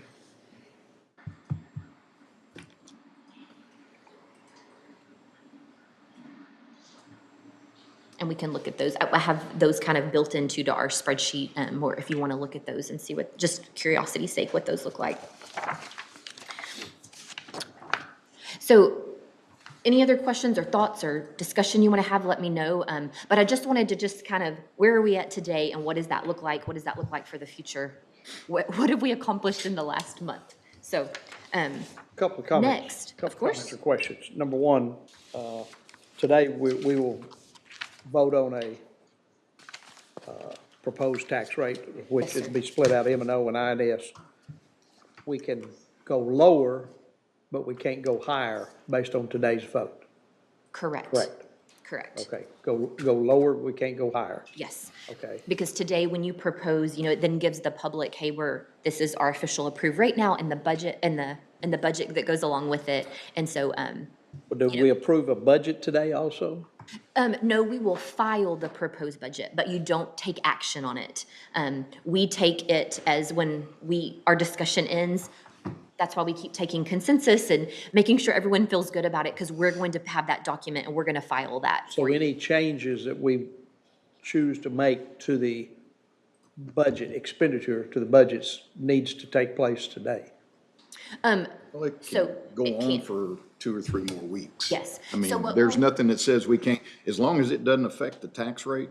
We can lower the tax. We can lower the You can't tax raise it. rate. Correct. We can lower, we can raise it. Yeah. Anything after today has to be record vote. Yeah, so I'll summarize. So you will vote on a proposed rate today, and then you can lower it until you adopt, cannot increase it over your Right, proposal. right. We will also just file the proposed budget today, where everyone has access to it, knows your intent. You can continue to make as many changes to that as you want to. And like Commissioner Jones said, each of those actions we take as a record vote. And then it's when we adopt the proposed with all of your actions taken since then, so that it's very clear. Okay. What? But if we choose to discuss personnel more today, or Yes, and we sometime will. in the future. We will today. Okay, Yes. okay. And then, like I said, you have the month of August, also August 26th is our adopt date, so. So both sides are still open, from a standpoint of expenses and revenue. And so, we'll get into those discussions, but before the day's out, we need to set a rate. Yes. Remember, or knowing that we can lower the rate but we can't raise it. And, those things. And every entity is different. Some entities start today, and the proposed budget is what we looked at July 1st, and then they work like into it. We work kind of behind the scenes so that our proposed budget is what you truly want to propose, not something different, So that, just recapping, thank you for being patient with me. And so I just wanted to make sure that everyone was understanding where we were today. And so now we just need to go back to the items that we still had not had full consensus on, and some things we just need to clarify. And so like you mentioned, personnel related is mostly what that is. But I did, I'm gonna stop sharing one second.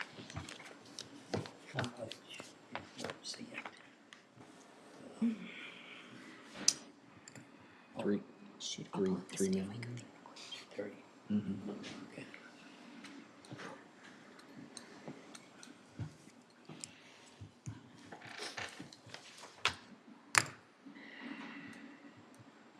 Okay, one quick thing, I say quick. Yeah, Let's see. 2.9 million. When we met last, this came in literally, I think when we were walking out the door. But as you know, the city, of course, is working through their budget, same time we are. They had an increased request for the OSSF program to us. Their prior ask was right over 90,000, and it's now increased to 131,961. 90 was last year, is that what you're saying? That was their request for this year. Oh. Last year, we were at 81,000 Okay, and the increase is for what? to 131. Yeah, but why? So there was an increase to their IT services that got allotted here, which we've seen that in all of the budgets. Down at the bottom, and I have highlighted, there was, oh, no, you're good. There's an increase. 3.5% COLA? 3.5% COLA, some increase in maintenance costs for, of course, that program, and then an increase in group health for the employees there. And so that was sent to us, so I, of course, need to present that to you all. And then we also just wanted to clarify, this is the list of programs that we, Is that in? or, no, sir, I'm sorry. But just walking through those, you did accept the request that the city made for all of the departments except the library. So we brought the library down to this current year's amount. They asked for 1.3. In the proposed, we have 1.075. And so this is just one of those that I just have to bring to your attention. What's just the want to get your increase feelings from on. current to what they're asking now on OSSF? How much? Currently, so this year it's 81. So they're going from 81 to 100 and what? 31,000. 81 is Almost 19. 132,000. That's 50. And I'll tell you that this year's current number that's in there, you'll see it's the same as 2024. When we adopted the budget for 2025, we did not have all the information, and so the prior year's number got stuck in there. And so they probably were wanting a little more, but it was just what it was time-wise.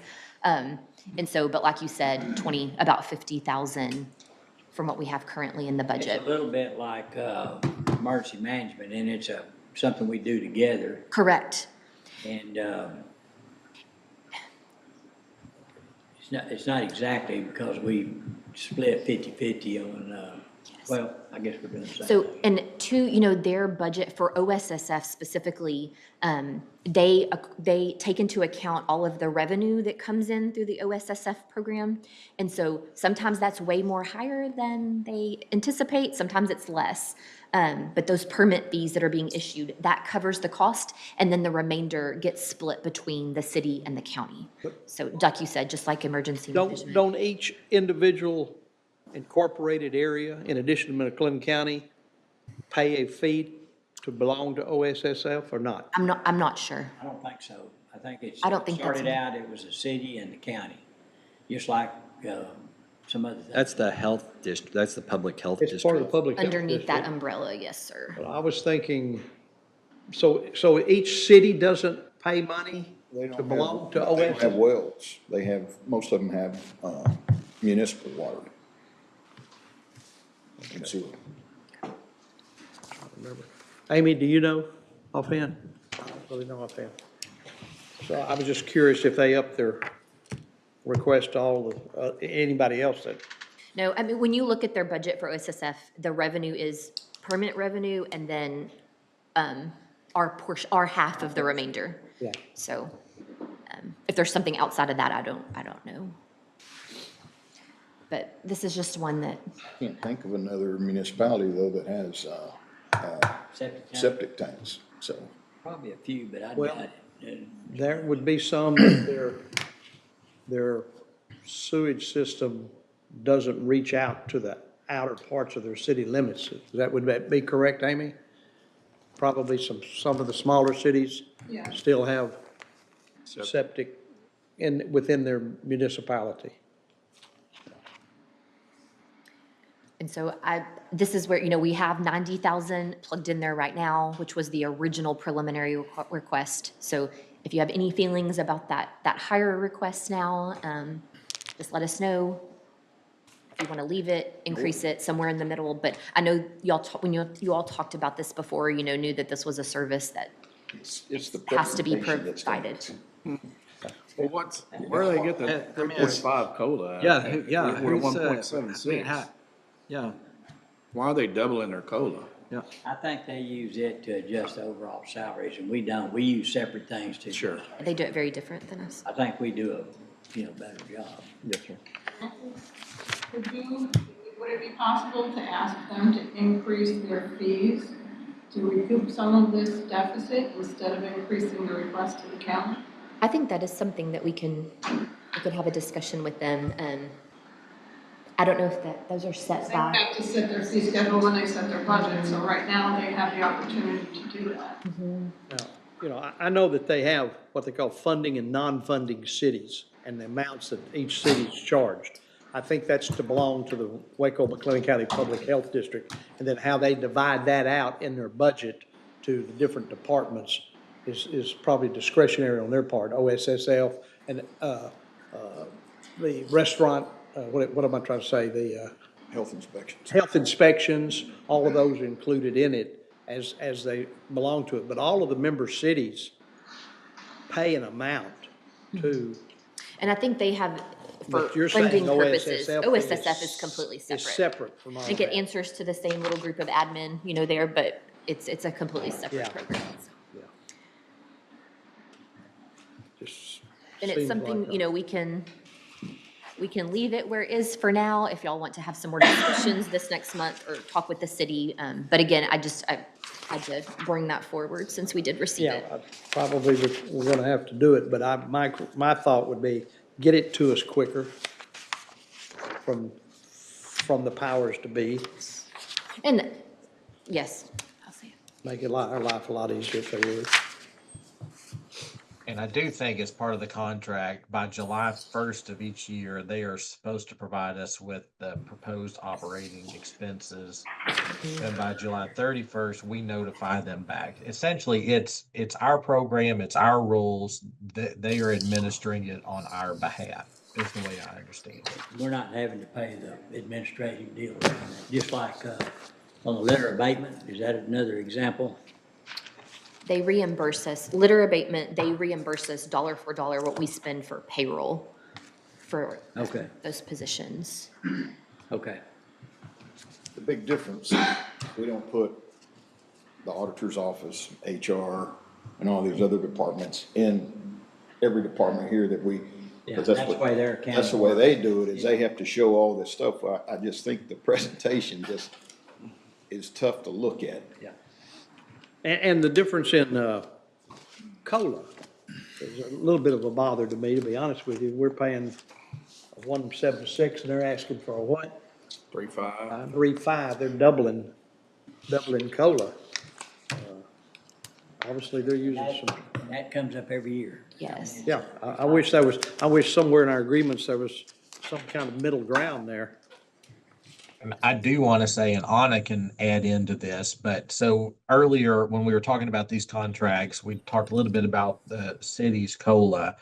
And so Anna did a quick like 5-year look back, and while the percentages were different each year, after that 5-year period, they were within a tenth of a point. Like our COLAs were 19% over that time frame, and the cities was like 19.6. It was something really close, just kind of for your information, though. Even though we come about it different ways, we were tracking closely. Now, this will, of course, inch the city a little bit further ahead with a double COLA and the way we're proposing. I don't know about theirs for the last 5 years, Dustin, but I know in our last 5 years, we had one that I'd call it an anomaly, that we Yes. did a lot of catching up, that if you move that down would make a difference. Right. And Commissioner, I believe they had something very similar in theirs too. Like I say, that 5-year period tracked within a tenth of, or within a, 5 or 6 tenths of a point. So any thoughts there on adjusting that amount in the proposed, or I guess we have a choice. any combination of? I guess we don't have a choice in my mind, so. Just a local unfunded mandate, so to speak. I'd like to see broke out how they spend it, but that's neither here nor there. All right, what's next? I think before we go on is that the one thing that does need to happen is there needs to be we need to look and see if those fees are they being increased every year, or, I mean, it's like. I can find that out. So. We picking up the difference. Justin, if you don't mind. So that, I think that's important. Yeah. To keep up, so we don't get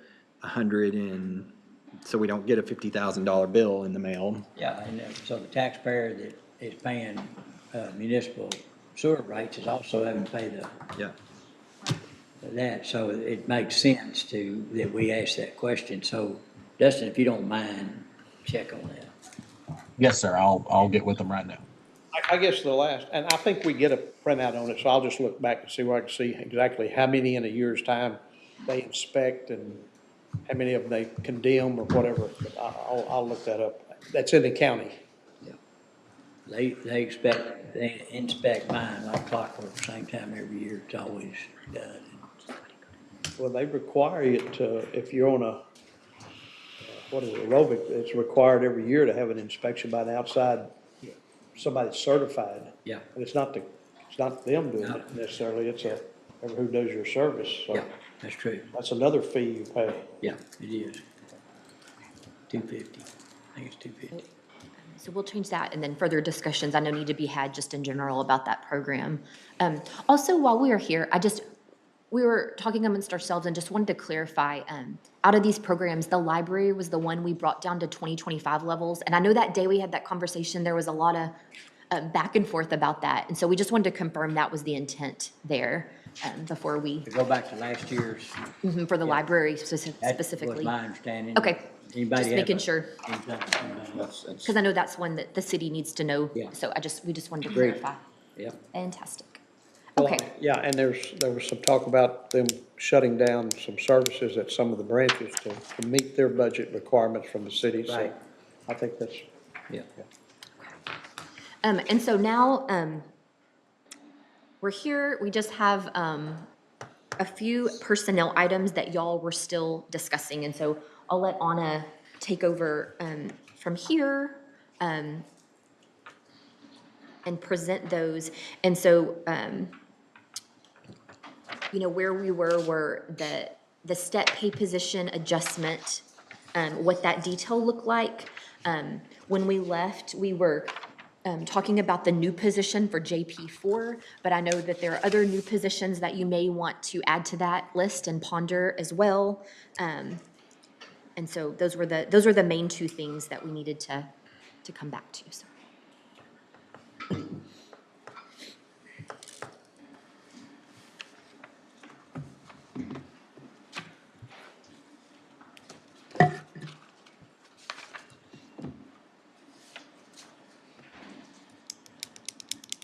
I'm sorry, Francis, I can't move and listen at the same time. I heard step, and then what was the other thing?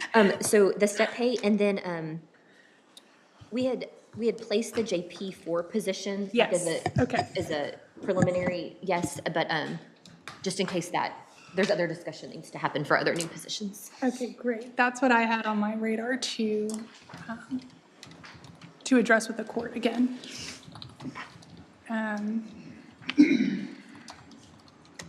Let's see here.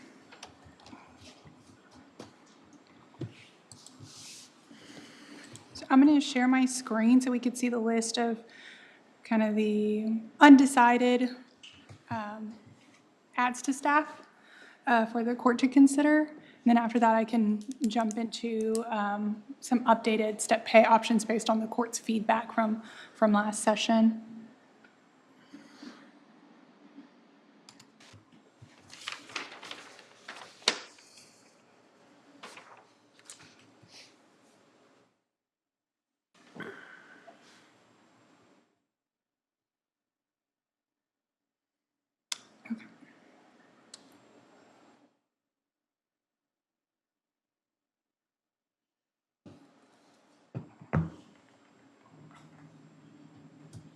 Let me hide this. Let's see, what did I do with that? So here's the list. It seemed from the last sessions, the court's primary position that they wanted to come back and consider was JP Precinct 4's JP Court Clerk. And so that's the position right here being requested. And that's an increase of, for just salary, $43,492. I went ahead and placed the other ones up on the list that there was HR justification for if the court wanted to review those as well.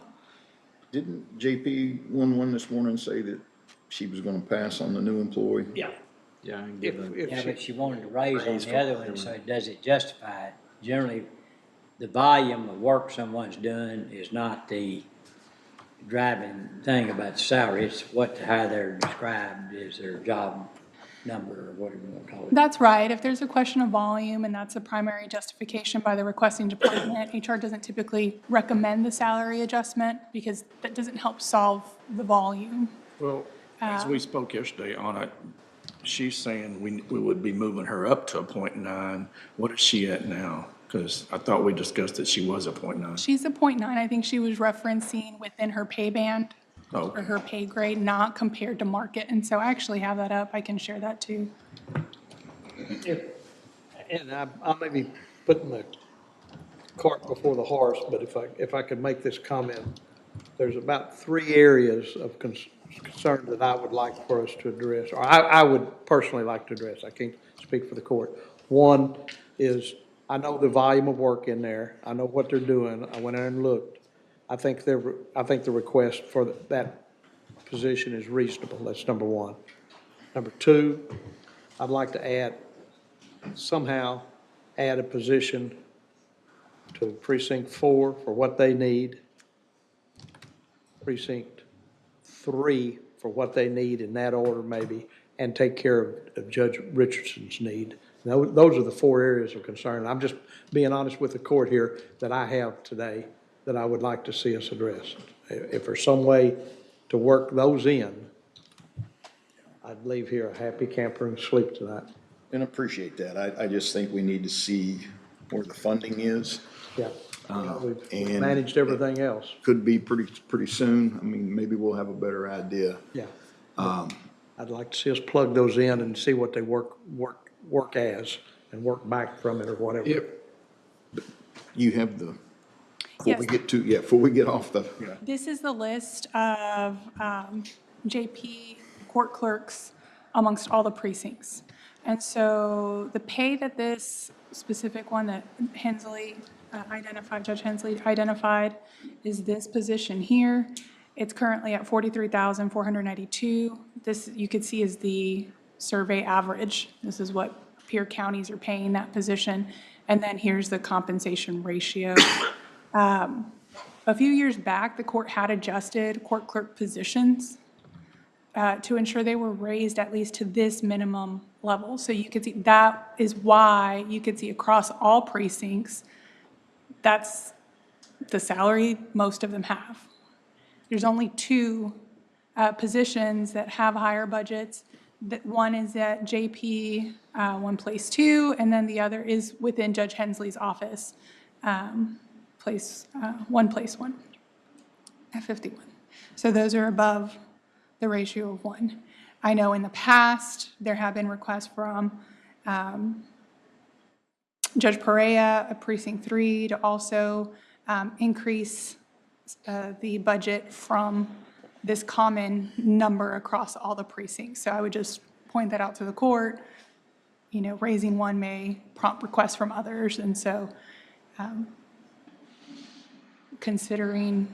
So her comments about more experience and all that doesn't move her to a classification change? No. Okay. No, it would not. And They have double the civil cases of any other JP court filing. their volume by far. Tremendous. Yeah, it tremendous. exceeds. That But just again, means they need an extra person. They can't handle an I extra know. person. Well, so because of the space, Space. well, there could be some accommodations that were discussed earlier, but I guess first of all, we need to decide, you know, the whole basis for all these studies we've done, and we can always argue about what they're, you know, whether we're using the same proper analysis, all the model, the inputs into the model.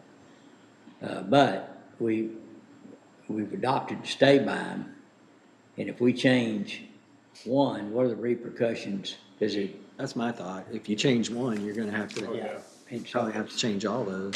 And if you change it and get off your justification for any salary base, then the study's wrong. I mean, there's all kinds of. Paid a lot of things money about for the this study. study. Pardon me? We paid a lot of money for the study. And, It lasted 8 months. No, why did she bring up, you were saying she's, the way I understood it, she said bring her up to a .90 this morning when she spoke. So, I mean, what was, in your reasoning was you thought she just needed to go up? I think she was referencing the midpoint of the pay band, not the market survey average, which is what this blue figure is. Okay. So she's currently at a .90 when compared to market. Okay. And then Because the factor for people that do more work is incentive pay. That's the evaluation and incentive pay. That's the purpose. So you can stick with your model to move everything else. Right. And So then we're gonna see about adding them more space so they can hire another person We at would have to find- 40,000 well, versus that- 4,000 increase. there was a discussion. Well, yeah, I mean, that's it. Bottom line, I know that's it's, what we're gonna do. that's the bottom line, no matter where they're gonna sit. That's the bottom line. Right. And so if it doesn't, financially, it doesn't make sense on that one person, but when you look what the consequences are all the way across the county, it's a significant one. Take that figure and multiply it by Yeah, I however mean, many clerks. yeah. So we gotta figure out, It's 10 clerks. if we don't like the plan we own, we need to change the plan or. Yeah, that would be about $45,000 if you gave all the clerks a raise. And there are, I could, just by name, there are a couple of others who would also have 8 years of experience in the role. And I don't think it just stops at JP's. So if the, Any clerk that works in a court. Any clerk. Any clerk that works in a court. Yeah.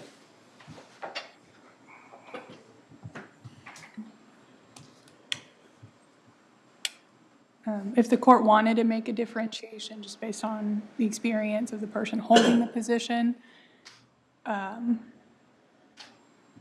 HR could kind of come back and have that kind of tiered approach. If you have this experience, you're this much closer to midpoint. Well, or I have- thought it did. I'm sorry for interrupting, but I thought I thought, within the boundaries, there's able to move an individual based on their performance and other things.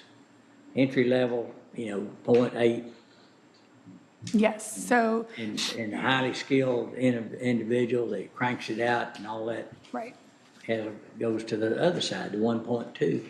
So, It all averages somewhere close, not to midpoint, but somewhere around that. I won't set the expectation everybody's going midpoint, or Right. department, but that's, and so there is a way to do that already as the plan exists. And so, for instance, here, the budgeted maximum is this 0.90, and then yes, HR's recommendation, bringing somebody in without any experience, you're gonna wanna bring them in at that 0.8 amount, even though you have the budget to move up. right. So I guess the question on this particular deal, is there a reason to, can you justify, based on performance and those things, to getting her in a higher ratio? And so that's what so you're saying you could go back and analyze that and come back, or, Right, and create a new level based on kind of the whole picture across all precincts. yeah. Yeah, that'd be I'm a little leery to do that at this point in time. Yeah. So I'd be interested to know, if any of these individuals, did they benefit more out of the incentive plan than the others did? Because that manager or elected official or department head had the opportunity to reward that person for going over and above. I mean, if we're not using the incentive plan for that purpose, then it's being misused, and,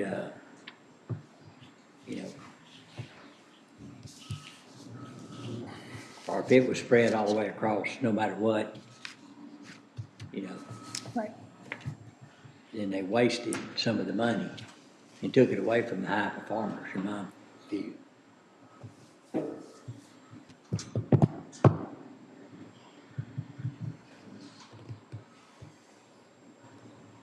Discussion.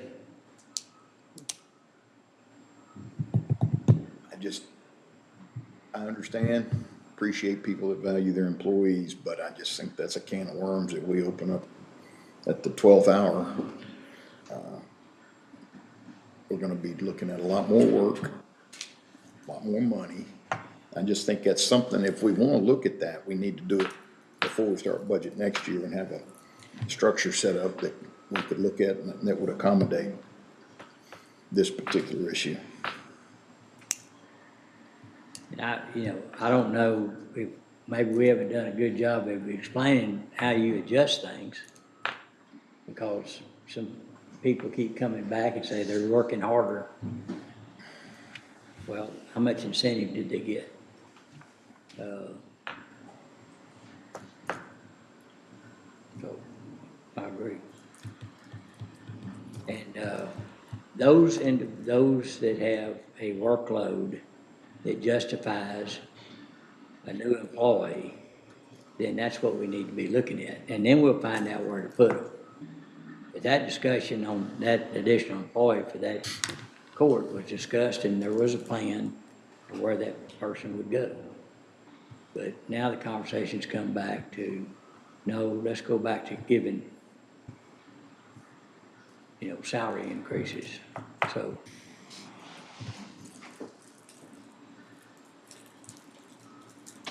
Since that, that add to staff is kind of not, I don't want to say being withdrawn, but there's not as much of an interest. Do we want to remove that or leave that as a dollar placeholder for that precinct?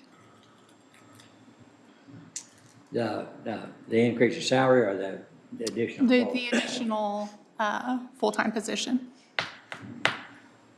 I'd say hold it, but whatever y'all think. I mean, we're gonna go through some more process here to try to find if there's any other, we're disappointed that the values went down. We were hoping that, what the tax rate would be, but we're finding that we have a new situation now. The dynamics have changed. And so we need to go back through at least the bigger budget items and talk about that. And then decide whether at the end, what's the appropriate tax rate and those things before we leave today. I'm just grabbing my power cable. Okay.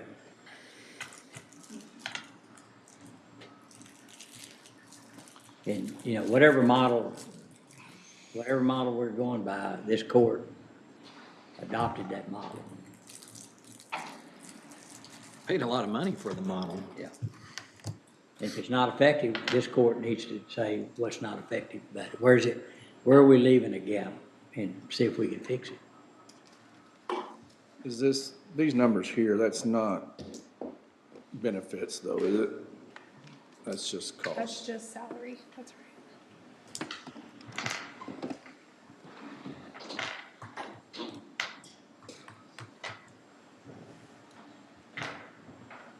Any other questions or comments there? No, I agree. We're gonna, This job ain't easy sometimes, you know.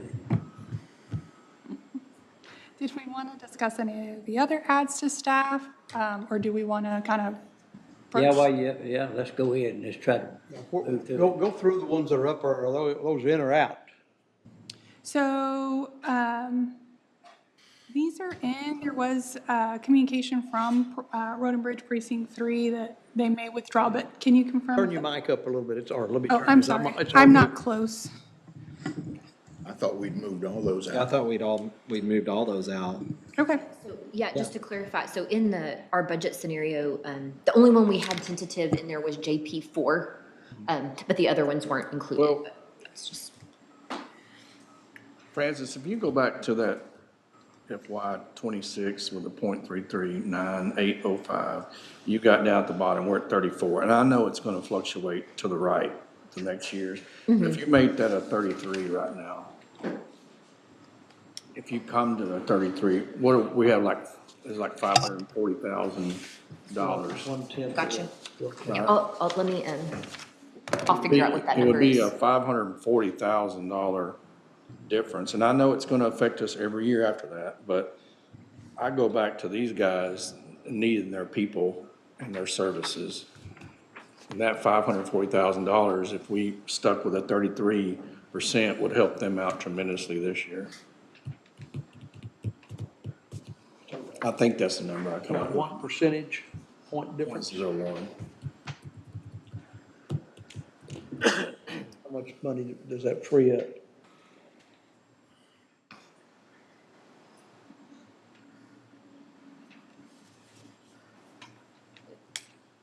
So if I'm understanding what you're asking, so like 1% of That 54,000. our 54 operating million. expenditures, we pull out contingencies. Let me think. Well, all I did is times .33 times the 54 million, 075,422. I don't know if that's the proper way to do it. I see what you're saying. I don't know if that's the proper way to do it. Yeah, there's just some little weird intricacies to it. Let me, Are you trying to calculate what 1%? well, like how to get it, I'm gonna get the exact number for you. 1 second. Well, I don't know. Because every time it, Right. doing a percentage of a percentage. So, Sorry, Anna. No, it's okay. I have my power cable now, so. Okay.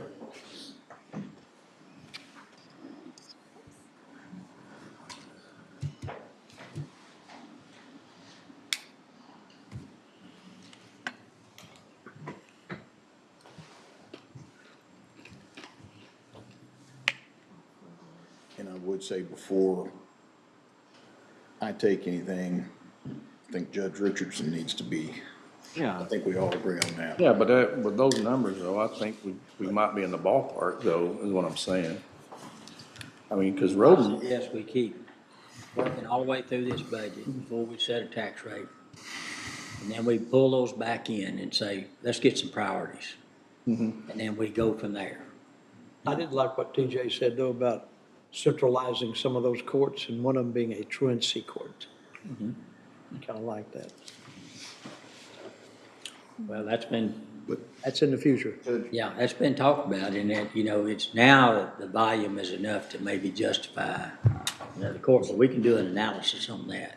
But like, you know, it won't be this year. No, I understand. Judge, are you getting that, let's set a tax rate, and then we still have 2 or 3 weeks We do, to plug and pull and. we do. And I guess my point is, don't cut yourself short, now.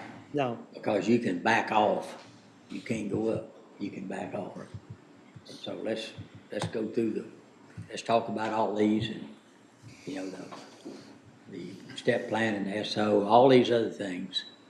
They're big, in, but let's talk about them and get comfortable where we are. We need to do it today. We're going to come back after lunch, be prepared to go through that. Before we leave today, We've got to vote on. we got to vote on tax rate. Yep.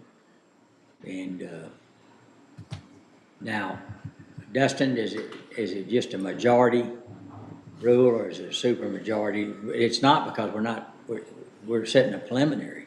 Right. So it's just a majority. Right. Right, just a majority. Okay. All right.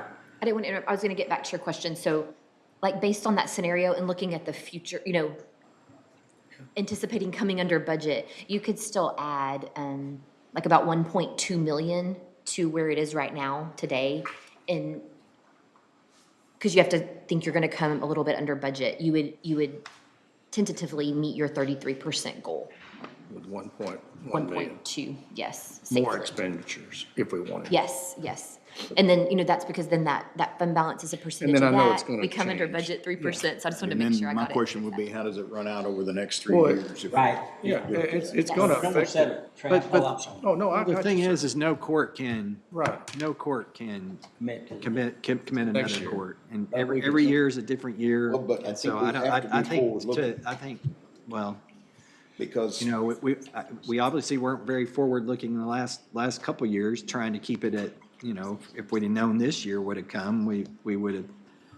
Well, I thought. Well, I respectfully disagree. I No. think we've done a good job that we didn't burden the taxpayer until and then there's time to do it. This is no surprise. I think we all figured out. I don't think we should ever have to burden the taxpayer, No, well, I know. but because that's the way it they're burdened with increase in values and. Let's look at what we actually do.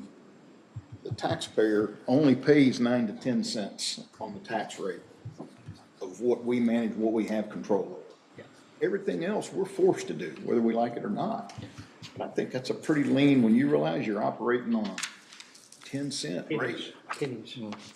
But you have a 32-cent rate because of what you're forced to do.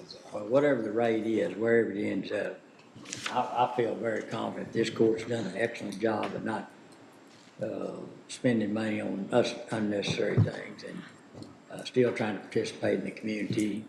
And that's where the outside agencies, and we're seeing they're gonna have to suffer a little bit like we do and all of that. So I don't apologize about the work we've done. And the more I look at it and see it, it just frustrates me more with Austin. Yeah. Truly. I mean, they sit up there and act like local control is the issue. Yeah. And it has everything to do with them. Well, they Constitution actually, based on local control. there were actually 3 more bills passed that added some more burden to us. One, special elections, something more, or some, security training, John? Can't even remember, that is gonna be mandated, there's some more training mandated. All of them cost money, and there's no, There's no assistance. we don't necessarily have a price tag right now that's accurate, but I know it's gonna cost us money, and the state's did not add any money to pay for it. So for the adds to staff, it seems like the court's favorable to the JP4 add at a minimum. So we can mark that green and then circle back to the other positions if, once after talking about maybe the step plan cost and what that whole picture looks like. And still need to figure out what we're gonna do with the health plan and we've still got a few figures that we haven't plugged in yet, correct? Well, I don't have a problem with that, with the understanding that it could come or it could go. There's nothing in concrete as far as staying, but yeah, it's a high priority. What is? The JP4. It's a Okay. high priority. Gotcha. I think that it's needed, but we gotta get down the bottom line and let's see. So that one is in your bottom line that we've been looking at It is. today. The JP4 is, but none of the rest of them were. No. Okay. And Judge, let me know how I am on time, because my next thing is to jump into the step pay plan. Well, I can't hear you, I'm sorry. My next item is to jump into the step pay plan and updated options for Okay. that. That's gonna take a while, right? What about this? We can talk about a few things to kind of get everybody prepared. Let's break, come back at 1. That way we've got we got a stretch, we can work on it, bear down, see what we can get done. Is there anything else? If you have any work to do, or all of that, we'll kind of get it prepared. But you need to eat, understand that. Well, Right you don't have now, to remind me about that.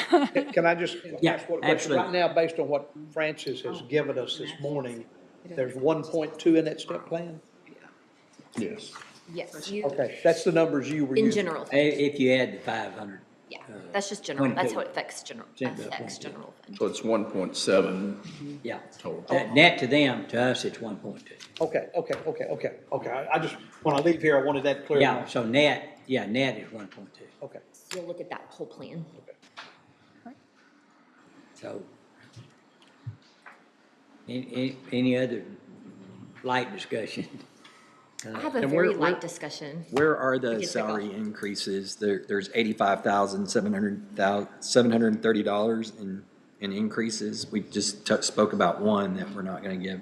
Where are all those? So I think we had gone through and the consensus, there was a consensus on a list that Anna had recommended and y'all had talked through a couple weeks ago. And so those have been layered into the budget already. Right, they're in there now. Yes. It was those outliers that were below the 0.8, and we brought them to 0.82. Okay. Anything? So I have just a few housekeeping Yeah, items. go ahead, please. You Okay, got some time. so in your packet on the back, there's also the reprint of the calendar. I know we've looked at that Yes. before. But just to kind of, start from today now and moving forward to our August 26th date. But just wanted to give you some reminders. So elected official salaries, once the proposed budget's filed, those letters are issued to the elected officials, which starts the grievance process. So that's one thing that is hard to come back and change after that's done. I know we said today, you can make all the changes you want, but that is one that is a little more specific in the statute. So that one I just wanted to note. What we have done in the past is you do have to have the one hearing on the tax rate if you propose above the no new revenue rate. And so historically, you've liked to have that in the evening just to give more people the opportunity to come. We have that scheduled for Tuesday, August 19th. If you could just let me know what specific time you would like. We did 5:30 the past 2 years. So if you want to stick with that or if you want something later, but just having that piece of information will help us fill in the gaps. Yeah, 5:30. 5:30, okay, so we'll do that. And so, again, that calendar, there's several items related to grievance hearings if that's necessary. When we publish notices on the hearings, and then, of course, getting us down to those adoption actions on August 26th. So that was my light item to cover. Okay. Anybody have anything else? All right, if not, let's recess until 1 p.m.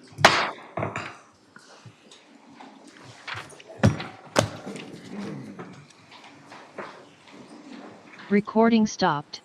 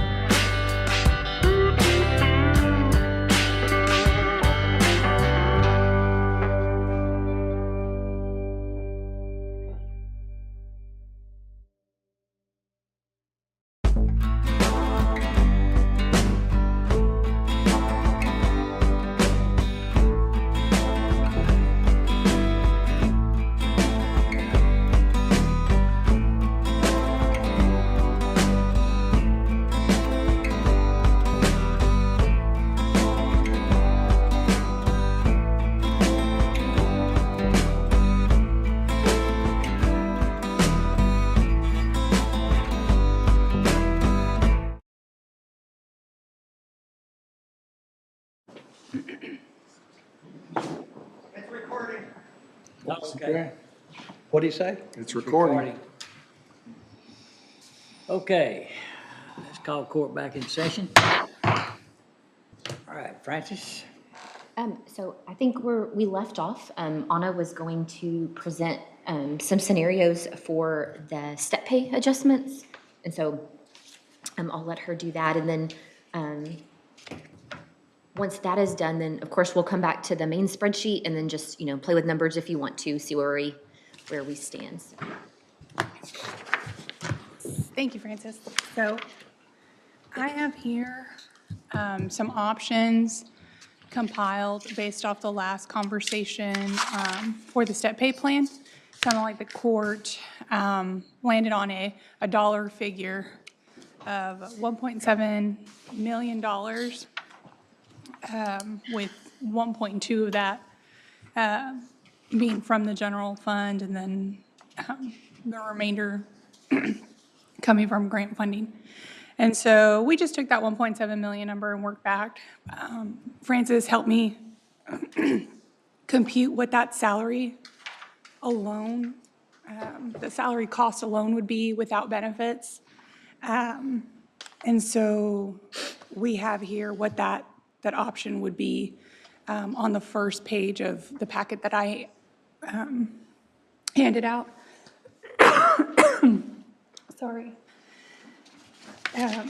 There is another factor that I wanted to point out prior to digging, real deep into these options. And that's that while the sheriff's office is on a step pay plan, that is kind of a subset of the general county's law enforcement structure. And so we have 3 departments with peace officers that are a part of the law enforcement structure. This structure is just outlining the minimum, mid, and maximum of each rank of peace officer. And the other 2 offices who would have peace officers are our constable's offices and our district attorney's office that has investigators. And so those positions are a part of this law enforcement structure. Any adjustment to the law enforcement structure does affect primarily the constable's office, especially in these scenarios, adjusting the plan, subsequently the structure itself by whatever percentage would then prompt a recommendation from HR to take a look at the constable's offices, because constable deputies and chief deputies are currently budgeted at the minimum of the existing law enforcement structure. So that's an additional factor I want to highlight for the court. When this new law enforcement structure was established, that was those titles were outlined in the presentation, to court, which is chief investigator, investigators from DA, chief deputy constables, and deputy constables would be a part of this law enforcement structure. The investigators in the district attorney's office aren't going to see an impact. They're past midpoint, they're budgeted past midpoint, they're budgeted past market already. So an increase of 4 to 5% to the law enforcement structure does not cause any issues with their budgeted amounts or it won't prompt any recommendations for adjustment for HR. So our focus would just be the constable's office, if any adjustment is made by the court to the step pay plan and law enforcement structure. Any questions about that before I dig into the step plan options? Any questions? Nope. Great. So this first page here is just this clean option of 1.7 million. And working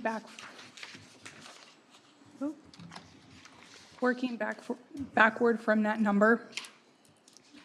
An adjustment to the plan working into just a salary cost of $1,394,225 would amount to about a 5% adjustment to the structure and be applied to every step of the sheriff's office step plan.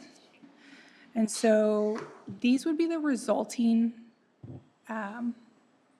salaries, the minimum and maximum for the structure, and then this would be the ending variance, so how far away they end up from market, which are these numbers, these second set of numbers here from the left.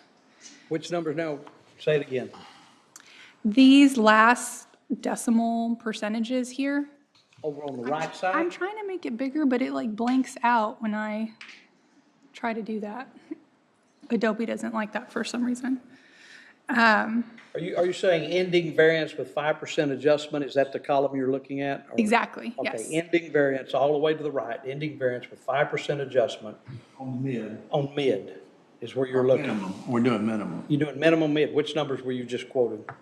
So all, the minimum, mid, and maximum. Okay. That's the ending variance that you're seeing there. So that's how far away they are from market, whether it be below market or above market, because some of these are positive integers. So that means that they're above market. And that's with the, That 5% adjustment. that amount built in. Exactly. And so at the very bottom left in this blue table, you can see how that averages out if there was a 5% adjustment.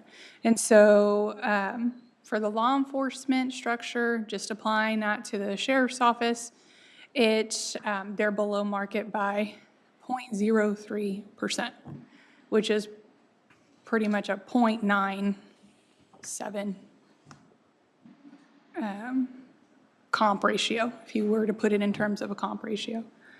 And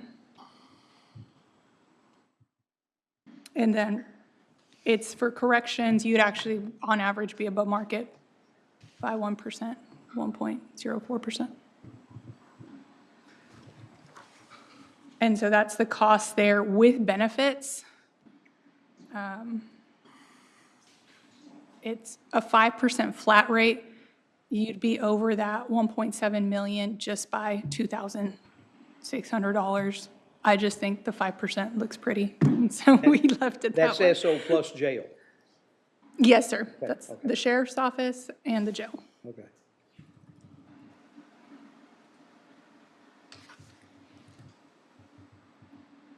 And is this inclusive of what's built into the step, or is this outside of that? The 5%? This would be of applying this cost estimate is applying 5% to every step across all ranks of the pay plan. And then where's the 3% come in? Is that that's just every year to keep the, basically the cost of There was living? already a 3% built in. That was already going to be. You mean from step, like if an Yeah, employee step to moves to step. the next That's step? what, I think that's what he's asking. Yes, it's on average, 3 to 4%, depending on the rank. What? That's the step up to the next, like, let's say court made no adjustment this Okay, year. let's go. Okay. Then yes, the built-in steps are 3 to 4%. Okay, so this is, And that's in the 2025 no, that's market average. Where is that number? Just the step percentage increase alone? Yes. Okay, let me pull that up. That's not on this. Because I guess what I'm asking, is it a total of 8%, or is it outside of the, if we go with the 5% adjustment?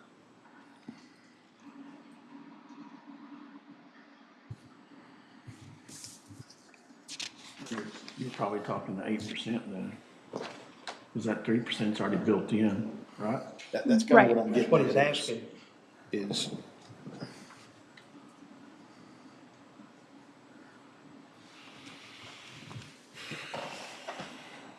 Goodness gracious.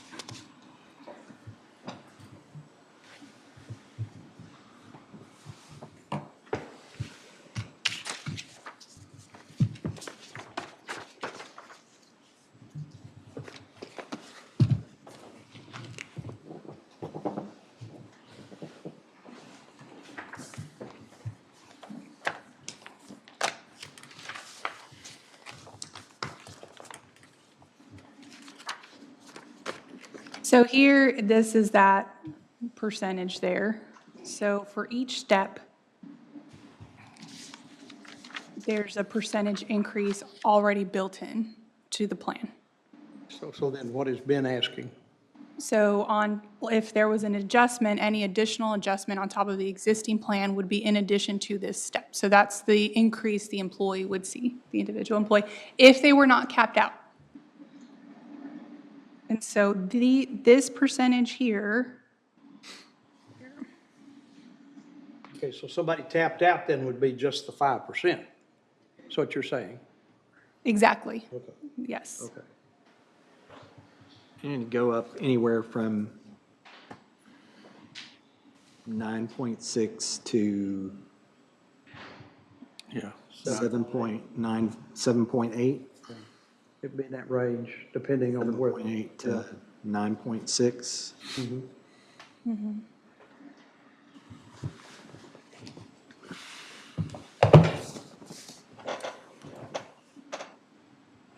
Let me pull that up so you see what that looks like.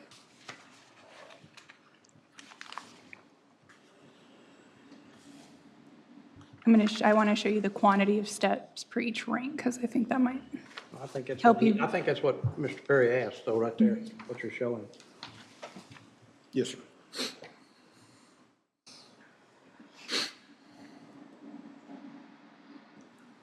so those percentages are each of these steps here. So for deputy, it was 2.8, so each of these steps is an increase of 2.8%.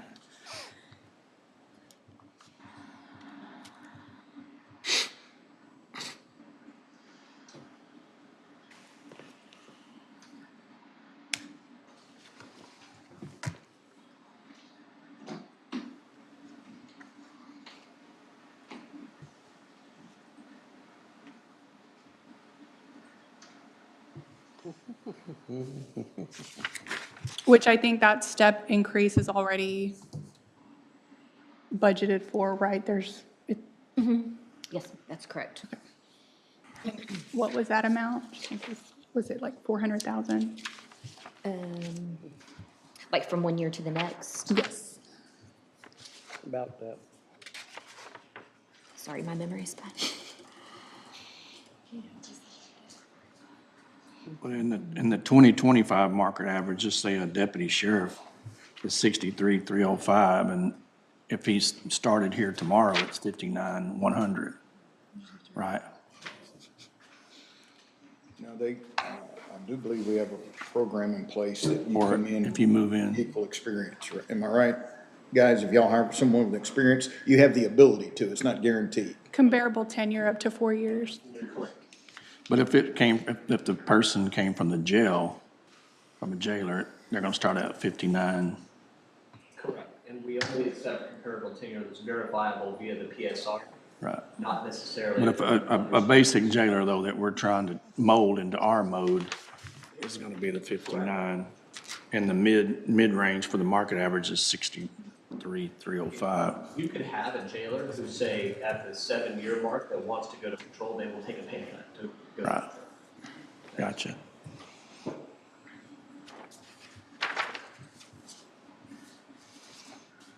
But that's a good thing to have, though, because we need people to have careers in and corrections their whole career. That's the whole purpose of it. Right, And right. the whole purpose is once 7 years, a lot of those people are Just kind of locked in. committed to They're their locked career, in there, yeah. But they still have the option, they can take a hit. It's not a huge hit, but a hit. If they decide they want to do something new, they have a life change, they can make that decision. And that threshold kind of when they would take that pay cut is after 6 years as a jailer. Right. So then the next page is with constable adjustments? Yes, so that. This one's not. First page is not. So that first page does not include the cost to adjust the constables. And let me pull that back up. And the second page covers chief deputies and deputy constables?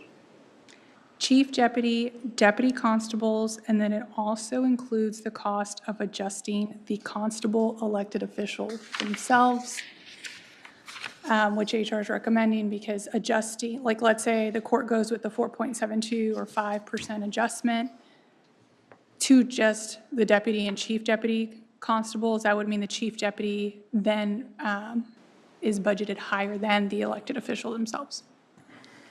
So where's the recommendation on what that salary would be? I have, I think it's on the last page of that handout.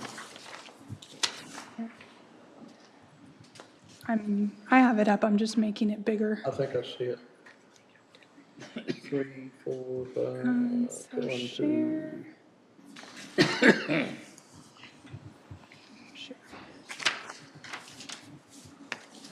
So those numbers I have here, just plugging in that, the 5% adjustment, that's what the salaries would look like for the elected officials, just the constables. The constables. So that Yes. would keep them at about the same difference right now between the constable and their deputies. Exactly, it would maintain It would that. maintain that difference. Exactly. And so we have the salary, what that would look like with that adjustment, and then the resulting ratio. And most of the constables have the lowest comp ratio amongst all the elected officials. So Okay. it would bump them from a 0.83, these three here, to a 0.87. And then Constable Precinct 2 and 1, they're getting brought to, it would be, bring them to a 0.92 and a 1. But that's still close to average of, as far as comp ratio goes for all elected officials. Okay. So where's the price tag on all of it, on what you just talked about?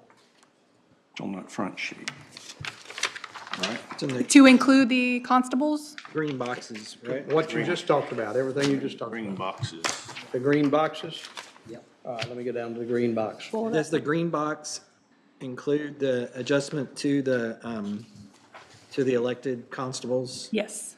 I included chief deputies, the deputies, constables, and the elected official. So that's a whole price picture there.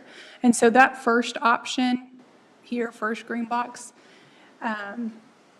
that would be if the court wanted to embed the cost of the constable's adjustment within the $1.7 million the court mentioned as, that threshold or marker they wanted to try to stay within. We weren't sure if the court wanted to go past that or not, so we have an option embedding the cost without going over that 1.7. So you could see the adjustment there to offset that additional cost of the constables. Instead of a 5%, you're looking at a 4.72% increase across that law enforcement structure.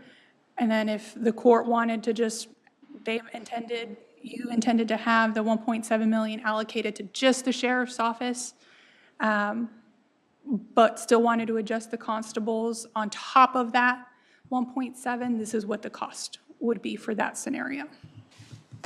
So one is the embedded option, the other is just you're putting that constable's cost on top of the 1.7.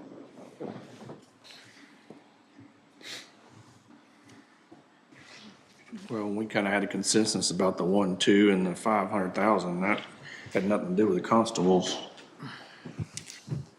Makes about a $100,000 difference. Right.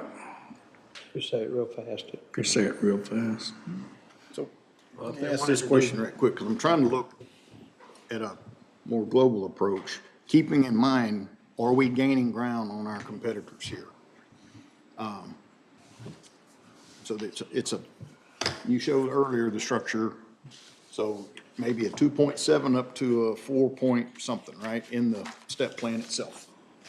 Yes, the steps already in place without And then to adjustment. put another 5% on top of that. Yes. Puts us in a spot, and I know it's probably not popular, but we're gaining pretty good ground on our competitors, because I've checked around, and you're looking at 2 and 3% increases. Does anybody else have a step plan similar to this? That y'all are, I'm sorry, I'm asking you guys, who else has that kind of step plan? Yeah, basically everyone. Everyone? It is similar, they have some type of similar step plan. Local agency, our competing agencies, the majority of them are gonna have a similar step plan. So employees, remember that the plan is staged for the plan structure. The employee is tenuring up within that slot. So one is for the employee, one is for the structure.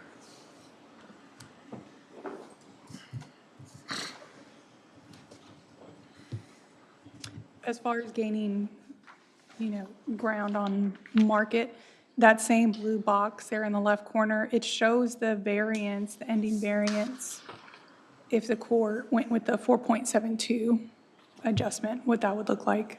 And again, we're still, But is that blue box, does that have the That's your constables in it That's your too? comps. no, No. it's sheriff's office only. Including the constables. And that's getting us Let's cue that pretty a bit. close. Maybe not exactly what the sheriff's department wanted, but it's getting close. Mhm.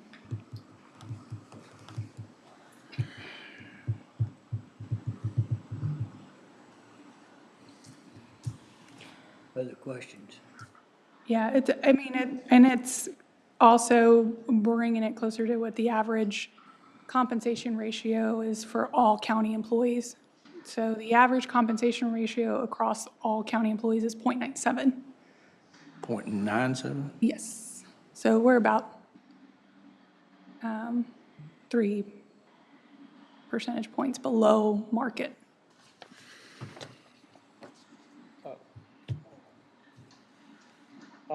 If we can put it in the budget, or if we can get it in there, I would support the far right, the 1799509, with the understanding that between now and next year, we're gonna look back at how we determine comps.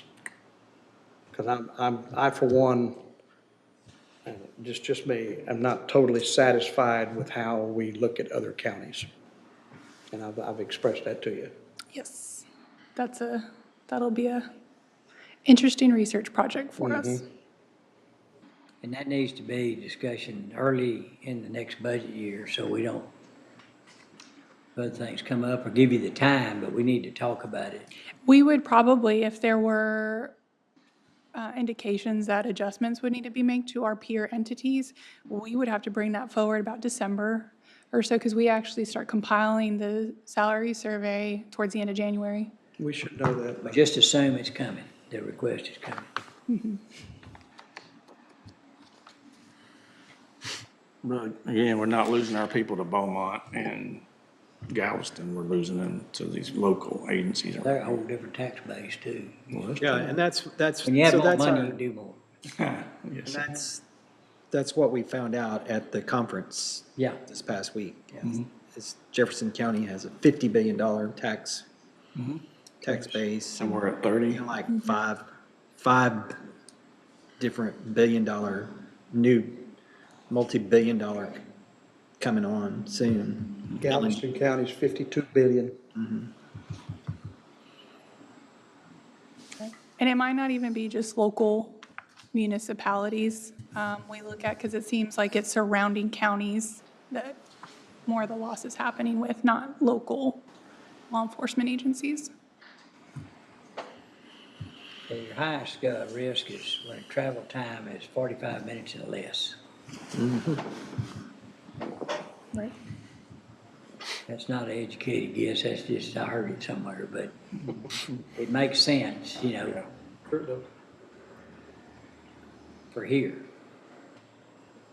Harris County, it takes a long time to get anywhere, but we're not conditioned to that right now. If you're going down precinct 2 when it's under construction, Add another 30 It minutes. keeps digging that, doesn't it? but about a year and a half, you're gonna be able to. You're gonna super Speed, highways, speed. baby. We're calling for more SO patrols out there because people are speeding. Already do. Be paid for it, I can tell you that. They take care of me too, so. Yeah. Major, did you get to look through this? Can you come up? Yeah.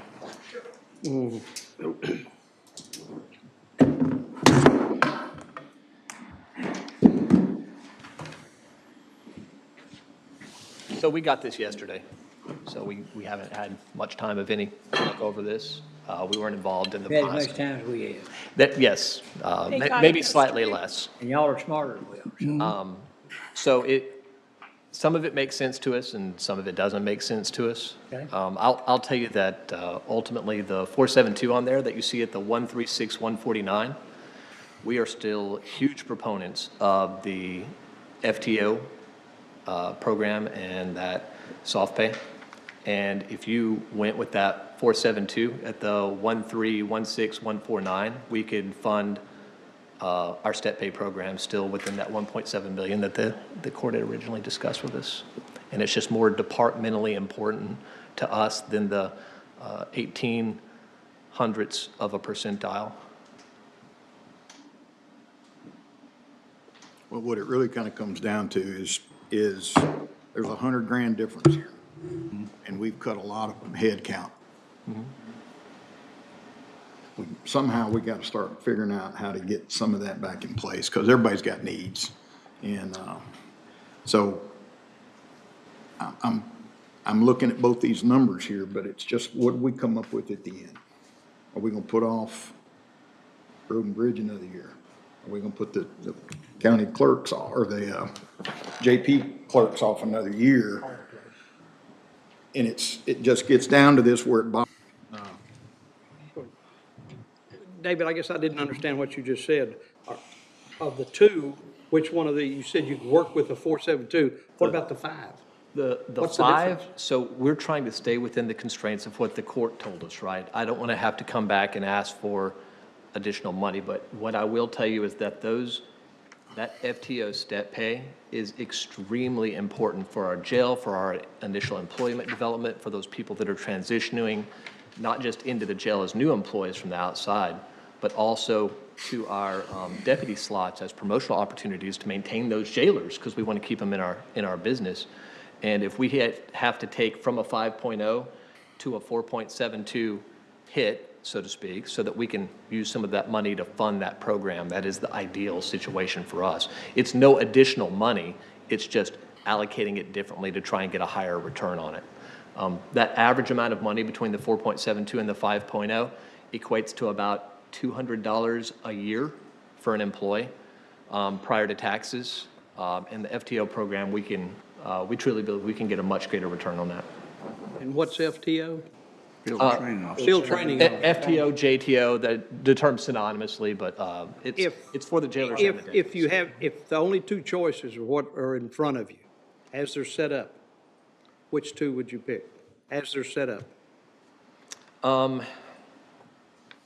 Of course, I'm going to go with the 5.0 because it goes with the allocation that the court had originally given us. But once again, we were not involved in any of this creation of this whatsoever, none whatsoever.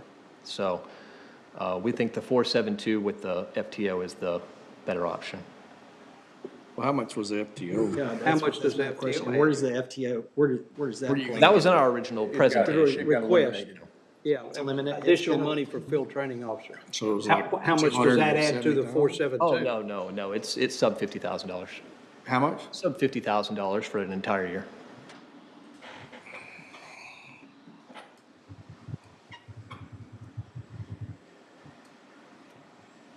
But we're not, that 1.799509, that's not hurting you any. We're gonna not take any money away from you. No, Commissioner, I'm certainly not saying that you are. I guess that's where I was confused. And I'm sorry, dropping from the 5.0 increase to the 4.72, 1800ths of a percentage, allows us to fund the FTO program, which is very important for our new and promoting staff, jailers who are going to the deputy slots. Okay.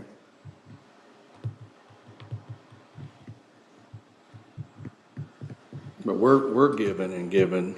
Is there anywhere you could get $50,000 from your main budget?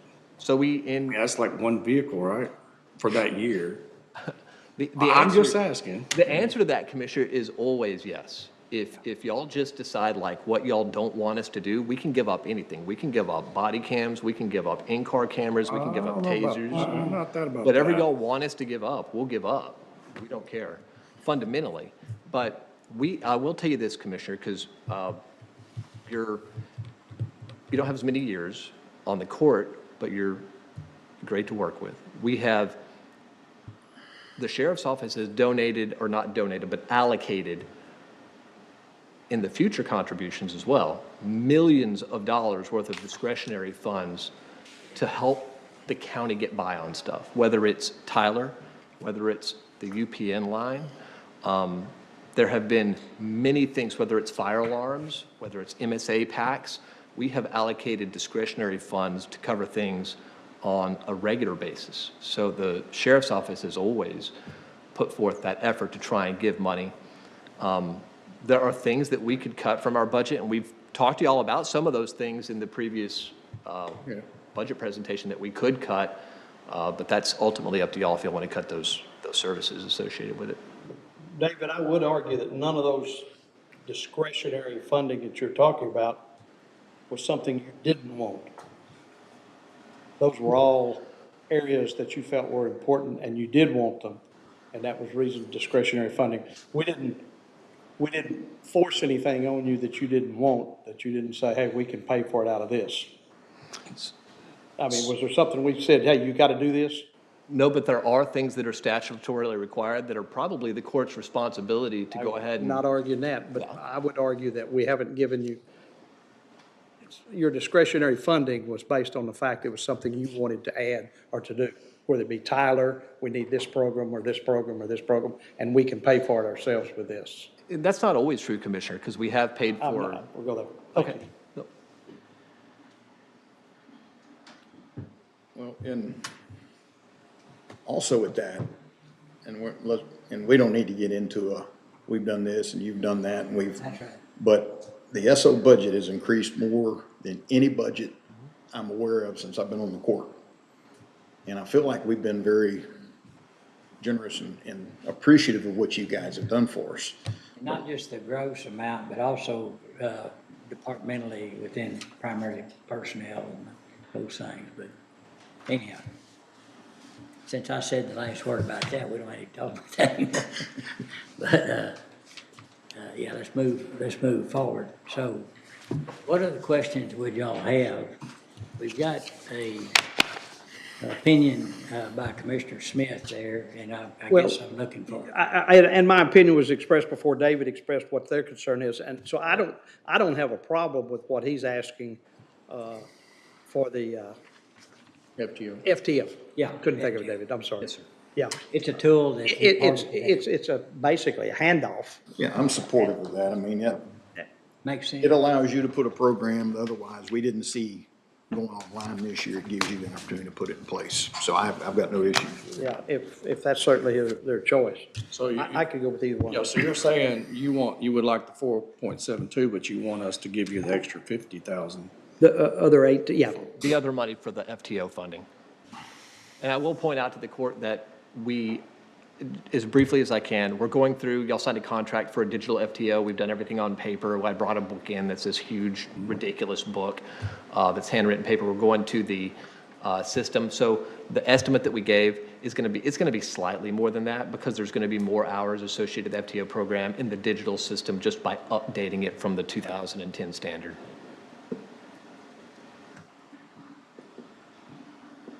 But how is that gonna hurt? It's not gonna hurt anybody else, maybe the constables a little bit, if we go with the 4.72? Or not? Yeah, just the variance would change. It'd be slightly lower, but again, still competitive. And like the original market, just average market application that HR had displayed in the first few options was 4.65. Okay. So 4.72 is not that much higher. It's slightly higher than that compiled market average across both structures or across both. But that would allow you to fund your FTOs, David. Yes, sir. If we give them an extra 50,000 on top of that. Well, yeah, it's the same difference, yeah. Right. What would be less? So if we approve the FTO supplement and the 4.72, then that's where we need to be. Which is 50,000 less than the 5%. So the FTO and JTO does that qualify those people for certificate pay then on top of that? I'm sorry, Judge, when you say certificate pay, We don't have any certificate pay. we don't currently have that. We don't have certificate pay. Okay. But there is a certification. Oh. That's what you're thinking. Judge. Okay, I'm sorry, sir. There is a training course and a certificate that people have to get in order to be an FTO or a JTO. Yes. Yes, they have to have a piece of paper, go to a training course, But be you don't qualified. have to pay for that. We don't have, that's not something that we pay for. Yeah, no, we don't pay additional for their certificate. They would just be doing it hourly, like receiving an additional hourly rate for when they're actually training In people. the classroom. Yeah, When they're actually training them. Yeah. correct, correct. Can I make a comment or question? Just to clarify, so we were looking at the original request for FTO, and there was a range per hour. So is this, like, is there a number that,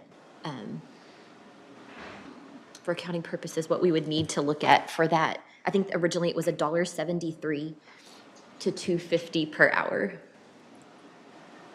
That was the range that people Yes, pay right now in yes. comp? That was the request for FTO So pay. you- So I just wanted to, so we could make sure that we're, Is it 50,000, Well, if we $2.50? It's $2. $2, so If that's, we back 50,000 in, that would cover. you it should then. stay in, you but I should, need an hourly rate. You need an hourly rate. you said $2. I'm pulling up the average amongst other Okay. count just for reference. Major, you guys, would a JTO make a little less than a field training officer, or is it going to be the same rate regardless of what function they're performing? It's going to be the same rate for us because I will tell you, the value that we place on the training at the jail is going to transfer over to the patrol division. There are some complexities in patrol that the jail doesn't experience, but the development of that initial employee is so important to us because that's what's going to help us make sure that they are that next level of patrolman commissioner. So I don't value the JTO, and the state doesn't either, by the way. The programs are TCOL the same length. A JTO training is the same as a FTO training, you're saying? Not the same, it's the Same same pay. number of TCOL hours. Number of Yes, sir. hours? Yes, sir. Okay. Yes, sir. So you mentioned 50,000. Was that what was in the original request, Francis? No, originally there was 34, 35, something. 3,000. Okay, it was that 34,000 number? Yes, yeah, But the 34,000. 50 would cover it then. That's what the intent is, Yeah. yes. And that is because that software is going to just slightly increase the number of FT hours. We haven't even, and Tim's here if y'all wanted to hear about it, the software is going to just slightly increase the number of hours that the program is, just updating it from the 2010 or so to the 2025 standard. The trainers program. Well, the actual FTO program will increase in hours just slightly with this new software. It's just a more modern version of the FTO program. Yeah. Captain, would you mind coming up just for a minute, please? You were getting too comfortable over there, so I didn't want you to.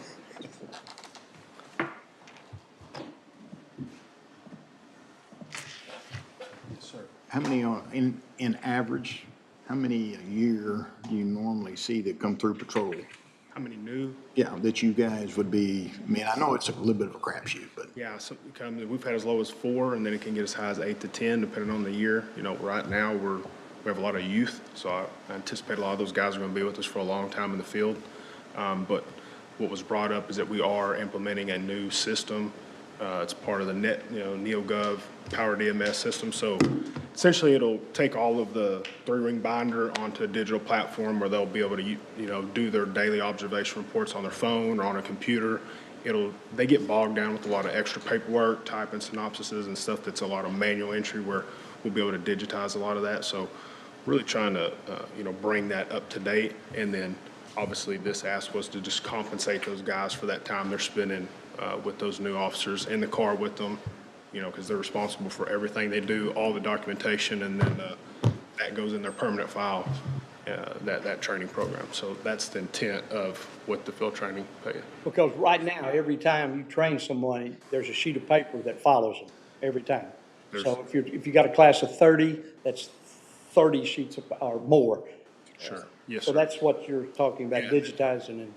And this is actually more just for the field training, not necessarily like a classroom setting. This is when they're in the car riding for 12 hours a day.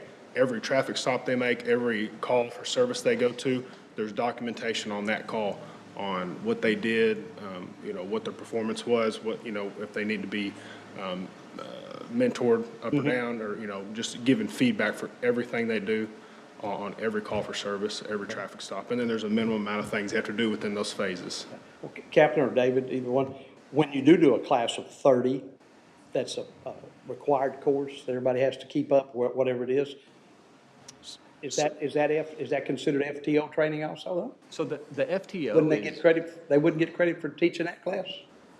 Hour-wise, money-wise? So the FTO program and JTO programs are not typically things that are done in the classroom. Those are things where they're on the floor or in the car saying like, here's how you take this call for service. Or here's how you, you know, book in this inmate, and they're actually doing it right there as live. And here's the regulations. And so we're talking about paying them for the hours that they actually have that trainee with them. And if they have it with them, or have the trainee with them for, like, say, 4 hours out of a 12-hour shift, we're only going to compensate them for the FTO pay for the hours that that trainee is with them, is our intent with the program for transparency's sake. The guys who lead the classroom, or do they have to be FTO certified? Or? No. Oh, they don't? What you would be referring to is instructor pay. So those are just Yeah. instructors at the department. That is not. Okay, that is in my not what mind, this- I'm no, sorry, sir. I was going down a different path. Oh, I'm sorry, Commissioner. Not your fault. That would be for like training tenured officers, you know, anyone through the department. This is specifically for the new trainees on Just patrol. new trainees. And the brand new jailers Okay. that you're taking those guys and just teaching them the job. You know, it's amazing when we start engaging in conversation, things pop in your head. This also is excellent for mitigating liability. If you have to go to court, you can present the documents, you can show the data that he was trained, he did well, and so. And a lot of that's really impactful, Commissioner, for the jailers because they have a regulatory agency that hangs over them, TCJS. A big portion of that JTO is going over a lot of the Texas administrative code with these guys to let them know what is and is not within spec and code for the Texas admin code. Very important to us. And I will say this, and then I'll shut up, but enjoy sparring with you guys every year. But we couldn't make it without each other. So appreciate you guys. Thank you all very much. We always appreciate the time. Always productive to talk to you gentlemen and our HR director. So thank you all for every minute you give Y'all are us. second to none. Y'all do a great job. I mean, bottom line. Anything else? Where's the 49,187 going to come from? Precinct 3, I think. I guess so. Well, that's to be decided, isn't it? Yeah.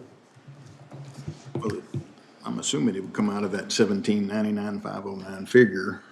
Well, we've only allocated 1.7 though. So that's what was agreed upon in court. That we would do $1.2 million out of the general fund and 500,000 out of the SB 22. Commissioner, may I comment? I have an answer for you. The 1.699187 includes the constables. We don't pitch deals. We don't talk about their salary adjustments. The 1316149, if you benefit that out, that's 1.6 million in change, and that leaves plenty of money before the 1.7 to fund the FTO. So you wouldn't, doesn't include the constables? Not in their money. We don't We present didn't- that. The 1.2 and the 5, it had nothing to do with the constables, the 1.7 that we allocated. And we were allocating. So the constables, what we have to come up with. So to me, it sounds like if you did 4.72%, you did 50,000 for FTO and the constables, we'd be like 1,750,000. So we would have to add another, very rough. Like he said. Another 49. 50,000. Yeah, he's right on the money, yeah. Very rough numbers. But that's trying to find money for the constables, not this department. Other questions? All right, thank y'all. Thank you all. Other personnel questions for Hannah? Hannah, you have any? Yeah, I think I just wanted to point out a slight difference in math that I made.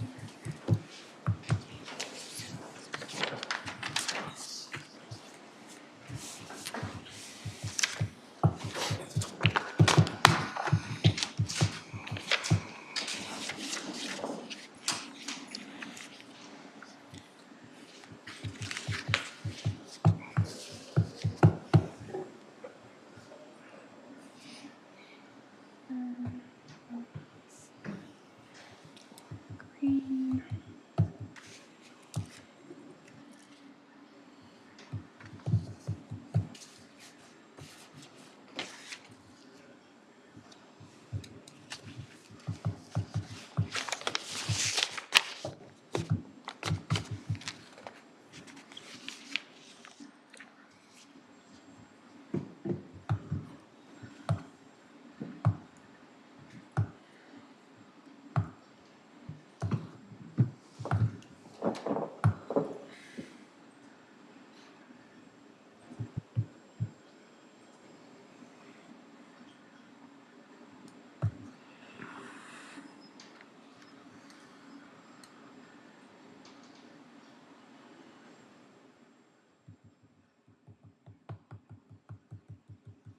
So just a correction on these two positions. These were two of the 5 outliers that HR had prompted a recommendation for adjustment from below 0.8 to a 0.82. I was referencing the wrong salary survey column, and I think it was originally 76,000, and I was off by about 2,000. So this is that new amount, an increase for those two outliers to adjust. So I just wanted to highlight that difference that you may not have even noticed, but wanted to just be transparent about that. And then outside of salaries, I think we're good on that. And the next topic would be just if the court wanted to discuss the projection from HUB on the that slight shortfall that went from 788,000 to now 151,000 for the health fund, but still leaving a health fund balance, projected balance of well over $4 million. So what are you asking? What are we talking about? If the court wanted to discuss that shortfall, if the court was comfortable with letting that ride, meaning there's no plan design changes, no premium increases. Given that we're going to change and there's going to be some disruption, there's always disruption when it comes to, I mean, it's not fun. No, it's not. We For always anybody. expect phone calls in January. And I would hope that we would see to let that ride. And that we've still got plenty of a buffer in there. I think No adjustment in premium and no adjustment on subsidy from the court side. Yeah, just keep everything the same. And then we'll know whether we're right next year, I guess, when we get the new, I think there was concern about some significant costs pertaining to employees dealing with cancer issues or. there were, but both HUB has taken now a more cautious approach to their forecasting. So rather than a built-in, I believe 3% cost and claims variation, they're going with a 5%. So that's already built into all these numbers. Yes. That's cooked in, okay. So they're being a lot more cautious, and then Francis and the auditors had always been cautious, and so their numbers that they share with HUB for their forecast is based on 100% participation from all eligible employees, which is that's never happened, so. And on that 150,000, I was just looking at it as a percentage of claims, and our financial reports are, of course, on our fiscal year, not the calendar year. But when you look at the fiscal year, it's like 1.5% of claims. So it's very low, and I know that's just an estimate. So it's just very minor. And like you said, I think it's best just to let it ride for the year and not make adjustments. Yes. Yeah.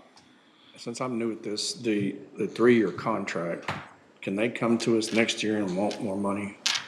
Well, so we. the We insurance. pay, the administrative part of the contract is set. What could cost us more is how much more our claims are. If for some reason we have more high-cost claims or a lot more regular cost claims. Right. Then, we could, there's all different sorts. Bumping that up to 5% helps. Yes, And a big driver for that, just in an example, to provide you on kind of an instance where that, something in the market could prompt, a unexpected shortfall would be with the GLP-1 medications. So those diabetic-related medications, there was an increase in those use. Those are very expensive medications. And so, but 2 years ago or a year ago, there was a large unexpected increase to the claim. So that helped prompt Hub's now more cautious approach and now increasing that forecast to account for a 5% swing in claims. Commissioner Jones and yourself and Auditor's Office have been involved in this for quite some time, and if y'all are comfortable with that, then I'm comfortable with it, so go with it. Yeah, we'd likely come back next year, of course, depending on claims. Look at it, yeah. And have a look at it and likely, at that point, recommend a premium adjustment, just so that. So I didn't get in on the details of the Cigna presentation or anything like that, but do you feel comfortable that the stops are there for any type of GLP-1 increase or, anything? Are they going to do as good a job as United did as far as that? That was the one question that So they also I have. forgot to ask. Kind of this overuse or fraud kind of detection team, and the way they assess that is using AI. And so they've actually have these kind of barriers in place that'll flag any sudden increases like that. And then another item, of course, protecting us, it might not necessarily be for pharmacy, but for our stop loss structure. What they priced out for stop loss is how it's currently structured now. And so the stop loss plan is the same. Hadn't changed. Mm-hmm. Great. Okay. What else? So if that's all then for personnel for Anna, I think we're ready just to go back to the summary and. Yeah, let's take a 5-minute break. This is us again. Under this plan. Recording stopped. By the way, I never heard recording started. So if you do the. Peeked out.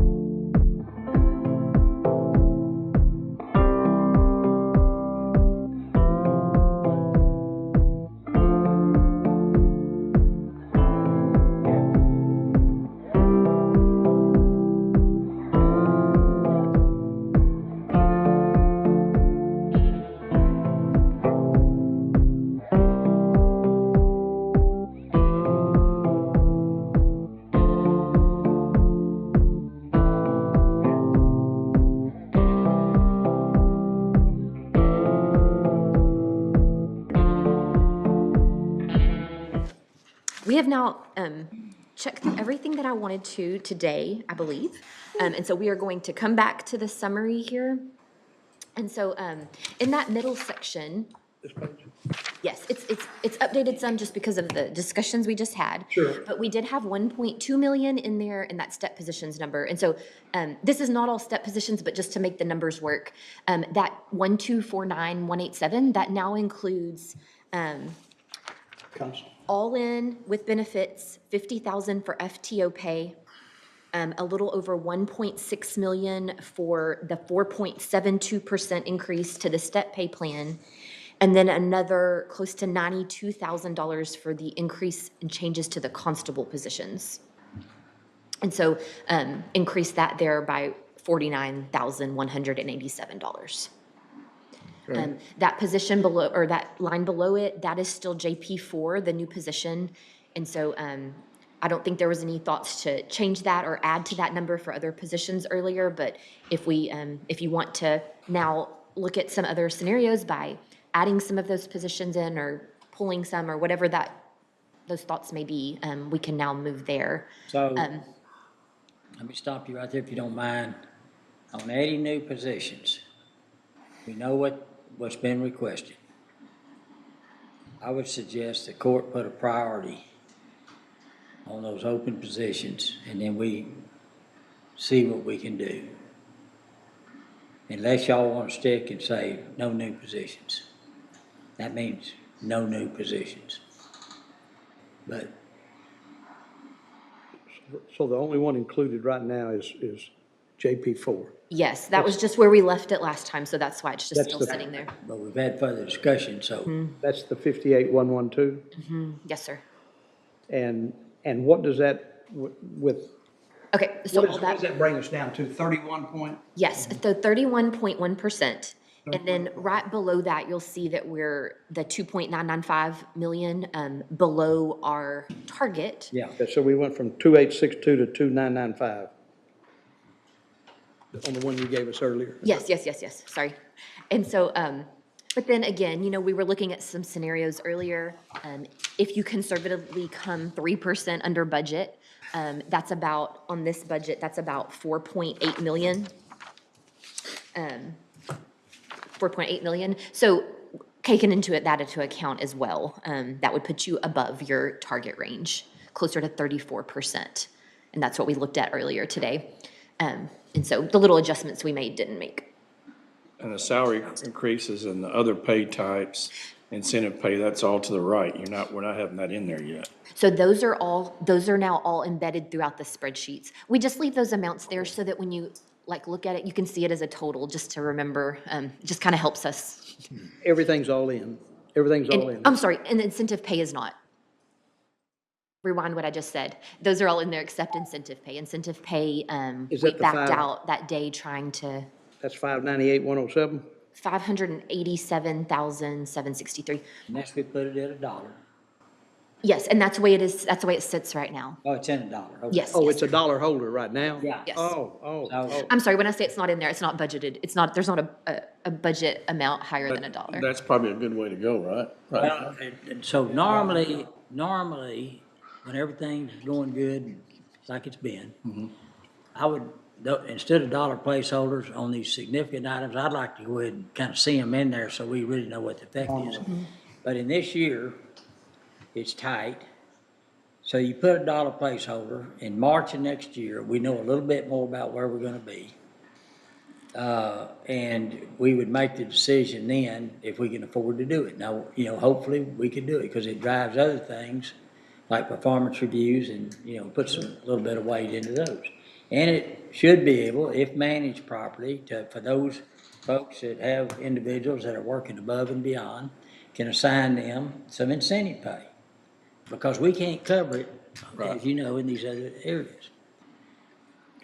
So I would say at $1, and then we look at it and see if we can afford to do it, and that's we hope to, but there's not a promise until we do it. No, I agree with you. I know this is my first time, but going through the new incentive pay initiative, visiting with my folks out there, I don't know if y'all visit with your folks, but extremely seem to be really happy with it.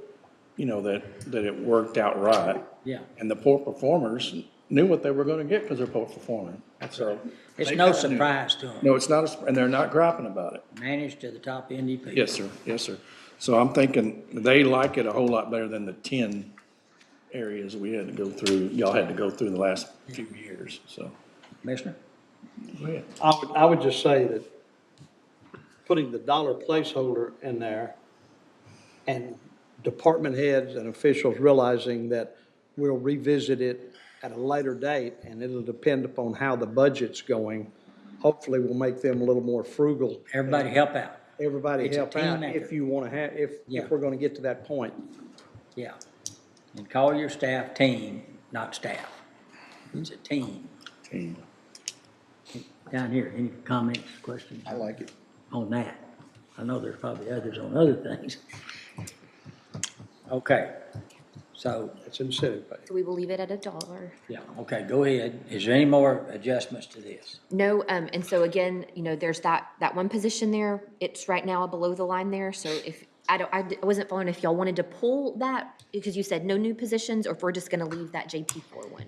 So, I apologize if I. and so that's the additional staff Correct. because of the Yes, sir. labor. And there's actually 2 JP courts at the same situation. Is that right?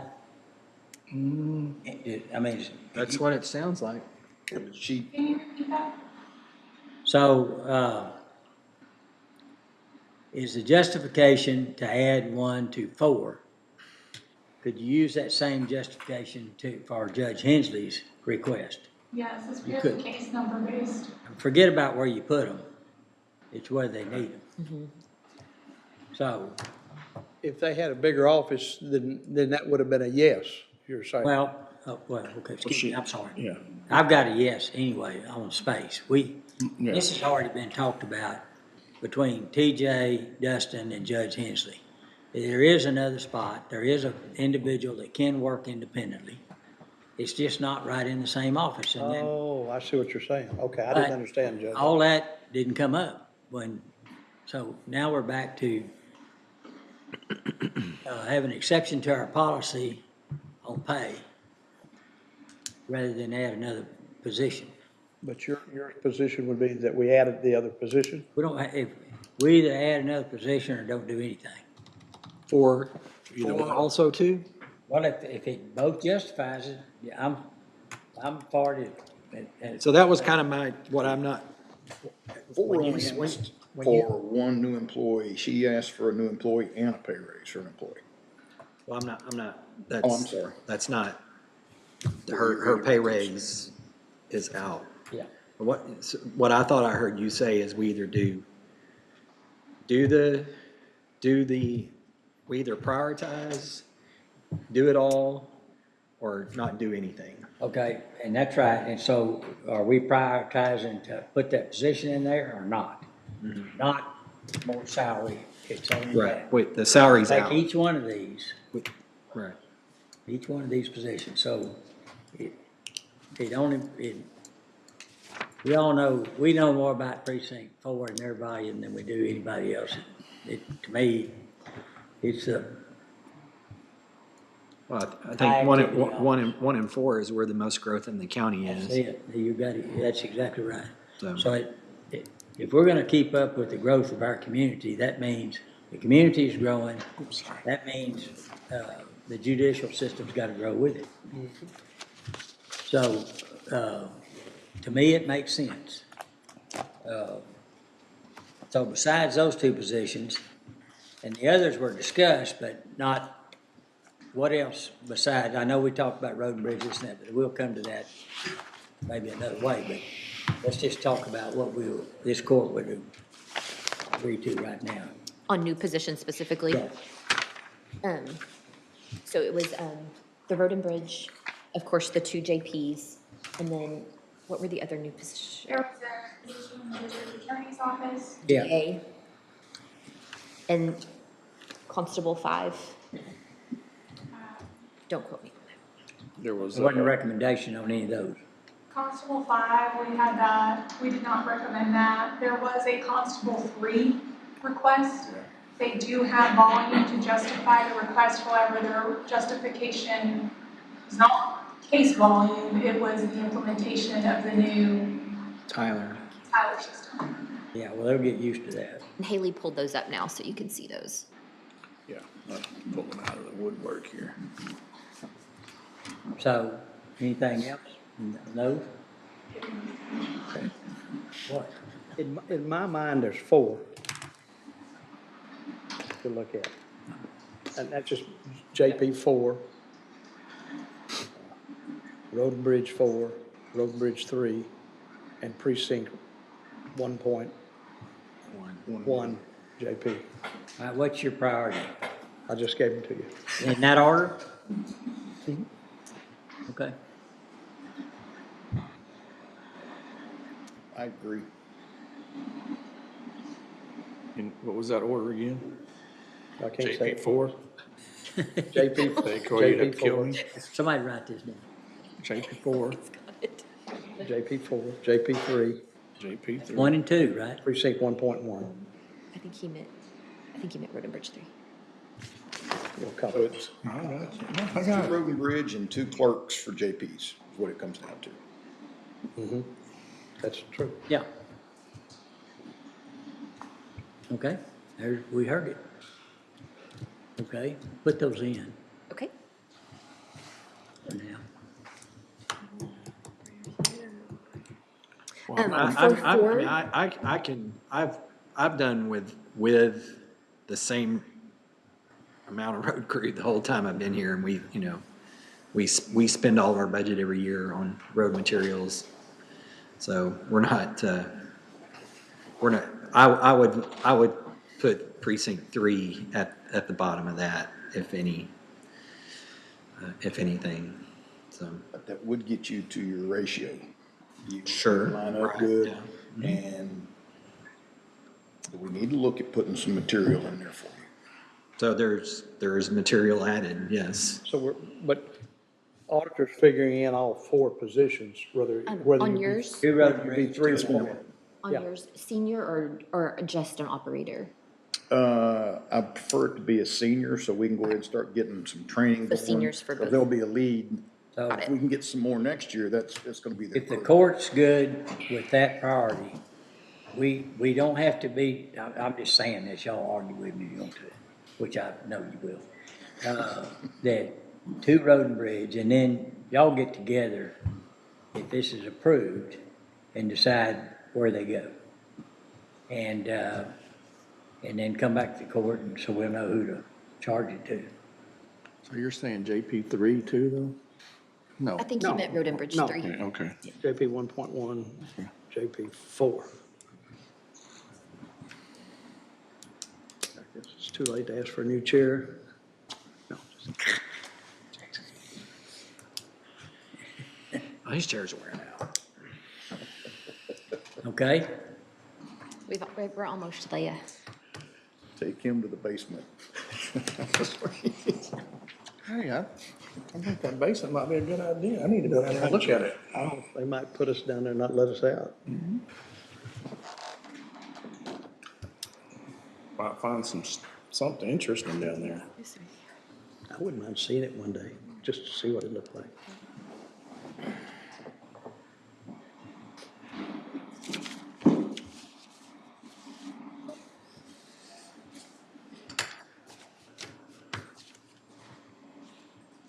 While she's building that, Awesome, that's all in. Okay, then how does that adjust all the rest of the numbers? So 274,408. So on our spreadsheet.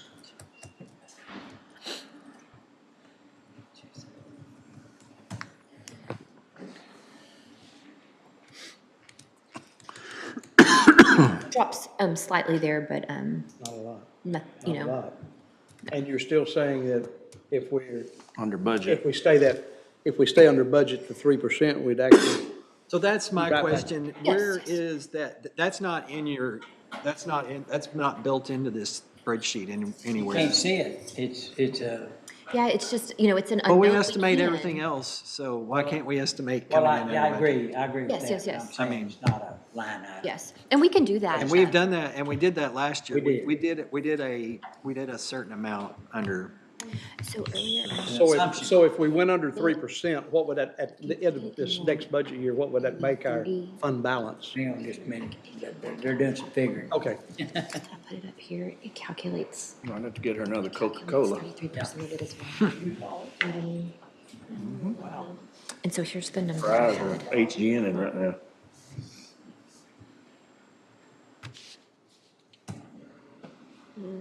Oh, do it in the formula, sorry, go back up.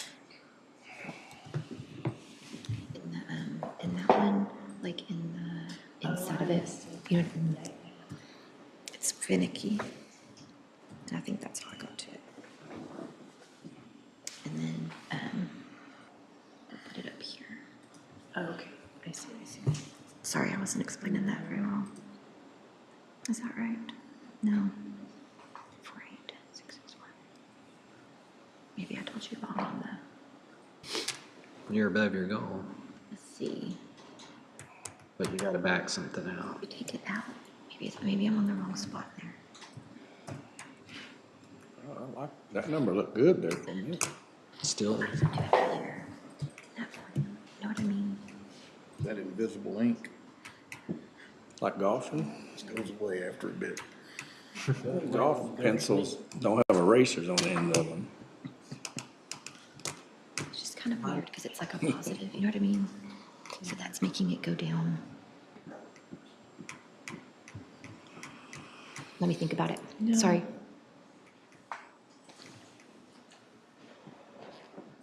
Sorry, bear with us. We're just, if we add it up, then it's recalculating 33%. So we were trying to make it like perfect. Yeah. Okay, that's fine. Sorry, I had this in my head earlier. So if, You're way above on my head, add so it back. keep going. Well, if we go 3% under expenditures, then you take that amount and add it back to the, gets you, it'll get you somewhere. But that's an assumption though. Yeah, it's just an That's assumption. Assumption, Yeah. I mean, I agree with you, it'd be a good way to look at it, but Yeah. Could be an assumption. But it's no guarantee, and it's not built in anywhere. we'll see where we get. Now, I'm gonna make a suggestion and. You know, drop a bomb. So it's No. Bombs.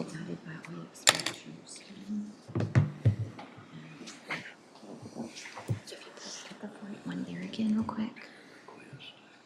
It's coming. I'm asking to visit that. Okay. I guess really it's just.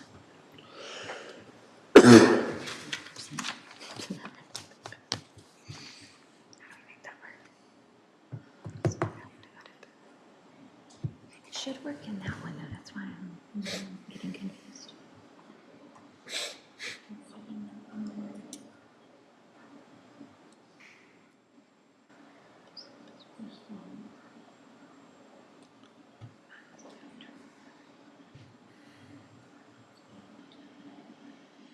Maybe it's Wouldn't subtracted you just out. add it to your bottom? We can. We were just trying to make the, And that way you don't, yeah. that way it won't affect the formula in, So that's your real, yeah, so there's that. You said this is real? So, no, so we put in, I'll walk through this. So Santa Claus. So that 4.8 million would be 3% coming under budget. Okay. So if that's the case, then I guess you can look at it that way because you're not spending it. So you don't take, it's whether you take 33% of that unspent money or not. So that's where you would be. Assuming, you're taking the assumption, we end up with 35 of that. Yes, Right. yes, Okay. yes. Because you're not spending that 4.8 million, so we're not taking 33. It's just kind of how you look at it. But yes, it would be close to that number there, the 35%. Interesting. Sorry, I made that really. Assumption of 3% under budget on expenditure. 3%, yes. How yes. long have y'all been having about 3% under? So we were talking about this over lunch. We are always higher than 3%. So again, being conservative there. I want to say it's like between 6 and 10% every Yes, year. this year was like 4.5% for 2025. It's about 4.5, 6 million. So about 4.5%. And that number But come down, hasn't it? Because y'all have done a good Yes, job with yes. people's budgets. Sometimes we have squeezing weird them. things that like Yeah. kind of mess it up, but yes, so we've continued to try to get that down, but you don't want to get it too close to Right. zero. Yeah. But over lunch, Making me Haley not had sleep pulled for a it reason. by categories to see like what categories, were more over budget, under budget. And so even after we use the vacancy factor, we're still, like for 2025, we're still under budget for personnel by 3%, which is right on with Which is that. a large But amount. operating, 7%. Okay. So, it's a lot of different of course, the average, so this year we're looking at about 4.5, long story short. We have used 3, and like you said, historically, we have come under budget by more than that, so. Okay, so. But we're let's trying to get talk our about- budget perfect. And Commissioner Jones and I talked about this a little bit about what could happen bad and what could happen good that would change anything, okay? And so, the bad part would be economic development just stops and our tax base gets stagnant. I don't see that. It may not be as good as we hoped or whatever. There's a lot of things out there that these companies look at, tariffs and all that seems to be getting You know, it was resolved. announced that there's going to be, what, 500 billion in Investment. European investment? Yeah, on top of what was already. Yeah, yeah, that's brand new. I mean, I thought of us when I heard that. Yes. And I guess something not to assume is that our expenses are going down. I don't see that just because COLA alone, and the amount of employees we have, and our amount of, that's gonna keep going. Like I said, on the positive side, we could have more growth than that and we come out better. I don't know, I think the 33% rule that we have, and Francis has been involved, and so is Commissioner Jones, that the value of our bond rating actually is you can monetize it because of the best interest rates you get, and we're always gonna be selling a little debt, or selling bonds. At a reasonable amount, and we have bonds rolling off. And so, interest rates are an important part of the calculation. I don't have a problem making an exception on the 33% if there's a reason for it and it can be fixed immediately. But I think when we made the decision and we gradually, Commissioner Perry and I talked about quite a bit about how we gradually go, and Commissioner Jones, about gradually going to the 33%. We didn't just jump to it, we had to grow into it. Yes, sir. And I would hate to think this court had to go back through that again. And so, if y'all think the assumption on the amount of unused budget money is good, and that, When you would think as we grow, as we anticipate, our sales tax has fallen off a little bit, but it should start, I don't see it continuing to drop and go away. although hotel and all those things have been dropping off some, but I guess what I'm saying is, this is a preliminary tax rate, and we can change it. If you want to safeten it up, go to 2.5%, and then work before we adopt it to get it down, even if we could get it below 2-cent increase. That's a safety net. All's well that ends well. This has a 2 cent I'm saying if you baked need, into it already. yeah, if you think you need more cushion than that and not have to depend on that 3% unspent budget, then you safeten it up. And because if we just barely fix it, next year's court's gonna have to adjust it again. And, but, I'm just pitching that out there. I'm not hard selling it. I think we should look at the top and also to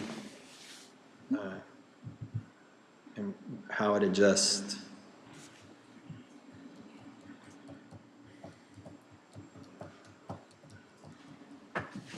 Do you want another scenario typed in there, or a tax rate? So if you did 1 cent increase,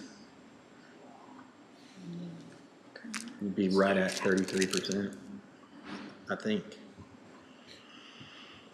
It would be,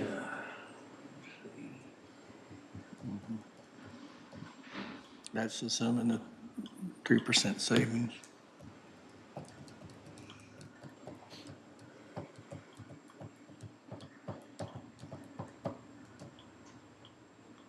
you actually improved now, so that the incentive pay is in there, or No, it's not sir. in there? No, sir. Well, if we're gonna pull a penny off, add that back in, because that's the worst case, or not, you know. So yeah, if you add the incentive pay in, Yeah. like you're still there 32.65. Yeah. So that's what the penny, is that a penny? That's Sir. one Go, cent increase. go 1.5, and let's see what it drives that to. I did too. 1 sec. I think it's some, and what we're just what they're working on that, just talk about the incentive pay. I think that's something that we need to look at as far as a cap. Somehow, a percent of total or a flat rate cap. So that, Penny and a half. Aren't we doing a percentage in that two, that's the one we may need to adjust. how are we calculating that incentive pay number? How's it calculated? So that is 2%, of course, of all eligible eligible positions, and but it's based on an estimate trends that we're seeing So it's on what not- percentage is being utilized. It's not actual positions, it's eligible positions. It's not everyone, because there's new employees that are written up and things like that. And that's why we were able to adjust it some, even after you all approved this last one, and we had a little more data to. Anna, what percentage of employees do you think receive the payout? Of eligible employees. Mm-hmm. I don't have that number on the top of my head, but Probably 40% or so. Dollars, really. it's always. Like 90? What had been budgeted compared to the actual payout is always much lower. Well, because you figure the jail staff doesn't get it, so are So the it's sheriff's 2% of eligible employees or budgeted employees' salaries, total. Is that what you're saying? In the budget? What's in the budget, it's 2% of that? It's No. Okay, what is it 2% of? It's 2% is what the incentive pay, of course, is per department, but we use trends to figure out how much of that total. What did we pay last year and then add a COLA to it?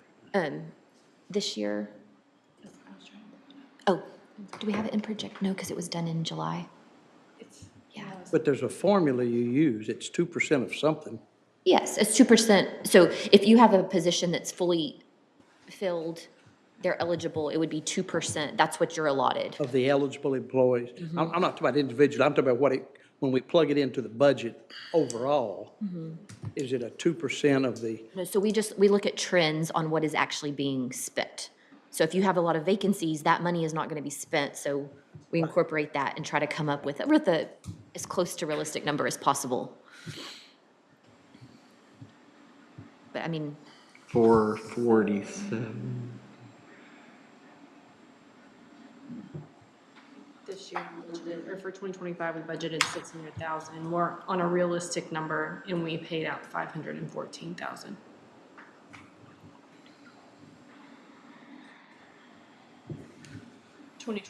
Was actually, we made the change from 24 to 25 from budgeting 2% of every employee to in more of an actual figure.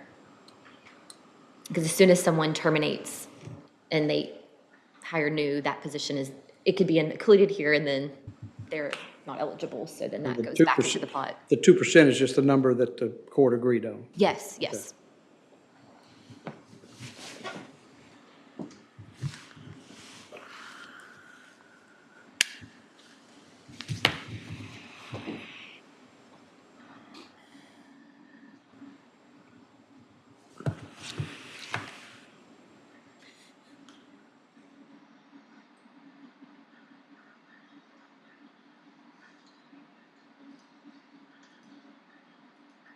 So what are we working on right now? The one penny? What it does? Yeah, so this still has, no, we had put a, I think the last thing that was proposed was a penny and a half. Penny and a half? Yes. And we moved the amount on incentive into it? Yes, with incentive pay. And it still came out to 582. 582 with that in there? Yes, accounting for coming under budget 3%. I have a question that, can you, because Ben's still losing 2 positions, can you put a dollar amount in there and like, in the middle of the year, if we're looking okay, that he can get these 2 positions?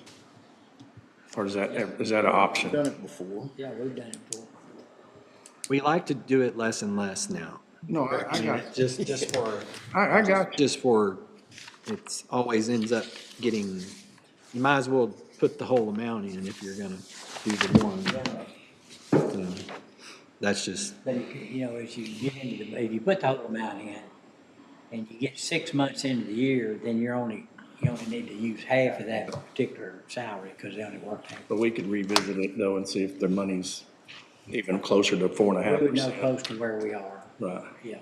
Well, then you get to where, if you pull the trigger 6 months in, you're not funding a full year's salary. No, I understand. I'm just trying to help you out. So I agree, and I'm not opposed to it. Yeah.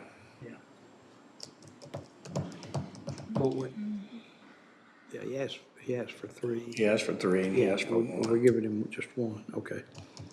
Yeah. Now, also, as Commissioner Perry pointed out to me, there is some equipment needs when you grow your staff, depending on what they're doing. Yeah, and so that give you time to think about that. You know, if you put some money in the budget and you get 6 months through the year, it'd give him time, or both of them time, to see what that drives. Right. What's that, besides benefits, what else does it drive? Does it drive a pickup? Does it drive, we're gonna get more road work done, let's buy a little bit more material, I don't know. Pickup truck would be something we could take out of contingency, that wouldn't be a big. Gotcha.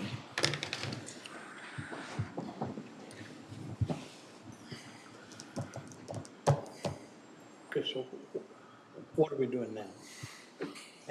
So is this right? So this, just to. 1.5 cent? 1.5 cents, so that makes the tax rate the 334,805. This then includes all of those things we talked through today, of course. Those 4 new positions, adding incentive pay in, actually budgeting for it, and then also accounting for 3% under budget. And so this is what that looks like. So it ends up at 33.582? Yes, sir. Just remember, that's adding that assumption is. That's an assumption. We don't generally do that. I mean, we won't know what we think it'll be, but we don't drive these numbers by it until it actually happens. And then, you just get, when you look at that, still, that percentage looks great, but then when you get into further years, making sure your revenue and expenditures, we keep trying to pull those together, because they're not growing at the same rate. Our revenues have slowed down, our expenditures have kept going. On that assumption sheet you made for future years based Yes. on 2 cents, Yes. this 1.5 is certainly going to change next year's assumption then. Oh, for sure. Yeah. and we may have to do 1.5 again. You never know. Well, That's the. Or 1. Yeah, Commissioner Ross, I mean, that's something that you have to run to adjust every year. And I As think. long as it's not knee-jerk reactions, and that's what we were trying to get away from, is the big increase or the big decrease. Oh, I think I got shot down for this morning for bringing that up, and maybe we've always worked toward this 33% fund balance. I mean, that's all I've ever. That's all I've ever.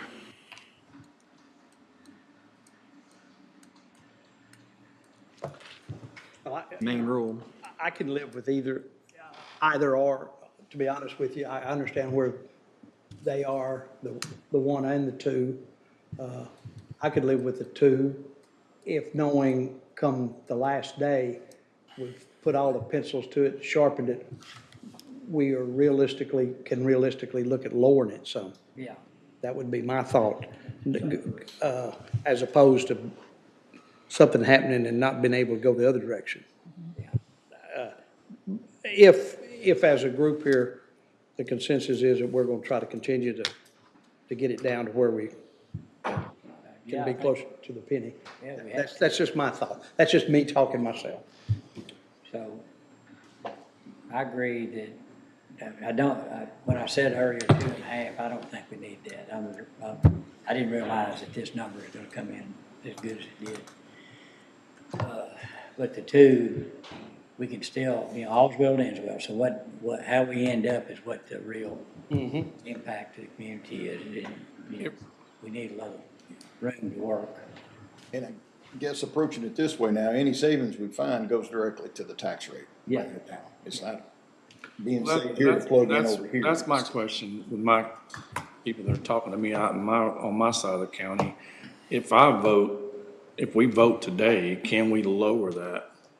Before August the. Yeah, that's the beauty about today, gives us we're pitching something out there, but we hope that we can get it, it's gonna be a better deal than what we're saying today. I think it's going to be a hard sell to the taxpayer when there's an article in the newspaper, or whatever that is that we have now that reports the news, the internet, I guess, that talks about how much the values did go up. And that's the the perception is that you're taxing us more, you're increasing the rate and then But the Commissioner, appraisals. we have lowered the rate all the way along that increase in value. We continue. Yeah, but not as much as the, not penny per penny with the values. I mean, that's, sometimes there have been, but not every time. Because values actually dropped 700 million from where we thought they were gonna be, right? But, Yes, from but our last they report. went up though from last year. And that includes new From property as 28 well. billion to 29 billion, 28.04 to 29.31. So that's,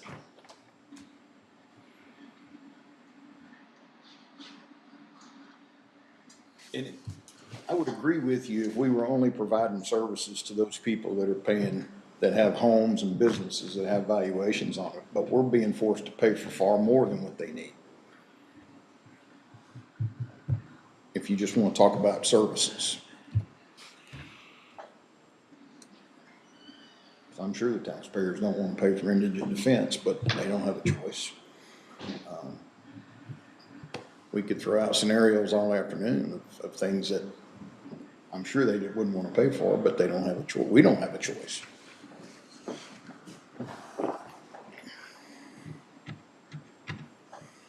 and it's just been my experience that we've left here on this day in years past and not done much cutting.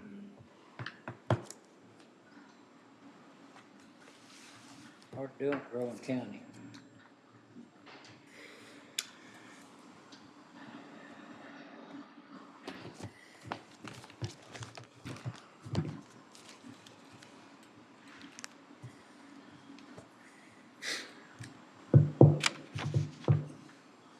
On the ones that are to the right still, are they still the salary increases and all that?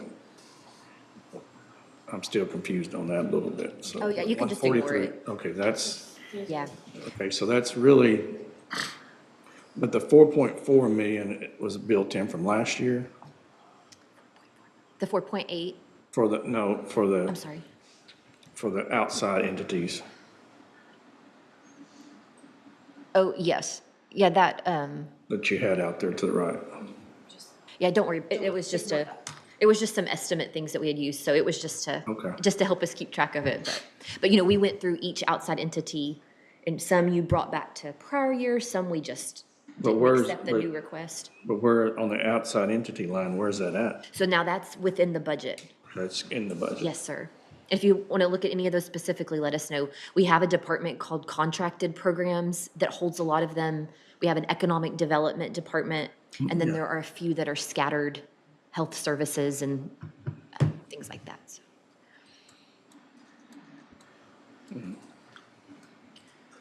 I've got some numbers that haven't been vetted that were AI assumptions on the 3 bills that were, I think, passed that create mandates for us that aren't paid for. Senate Bill 8, Senate Bill 9, and Senate Bill 2753. And I assume all those 3 passed. It could cost us close to $500,000 eventually. In addition to what we already don't get paid for. Now, like I said, hadn't been vetted, so I don't go to the bank with it, but there's some cost here embedded in it that we're gonna have to bear.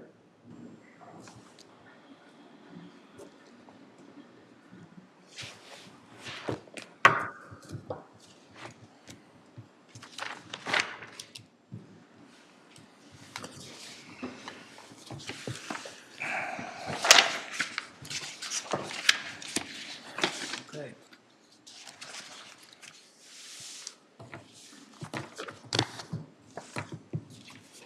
Any other thoughts from anybody?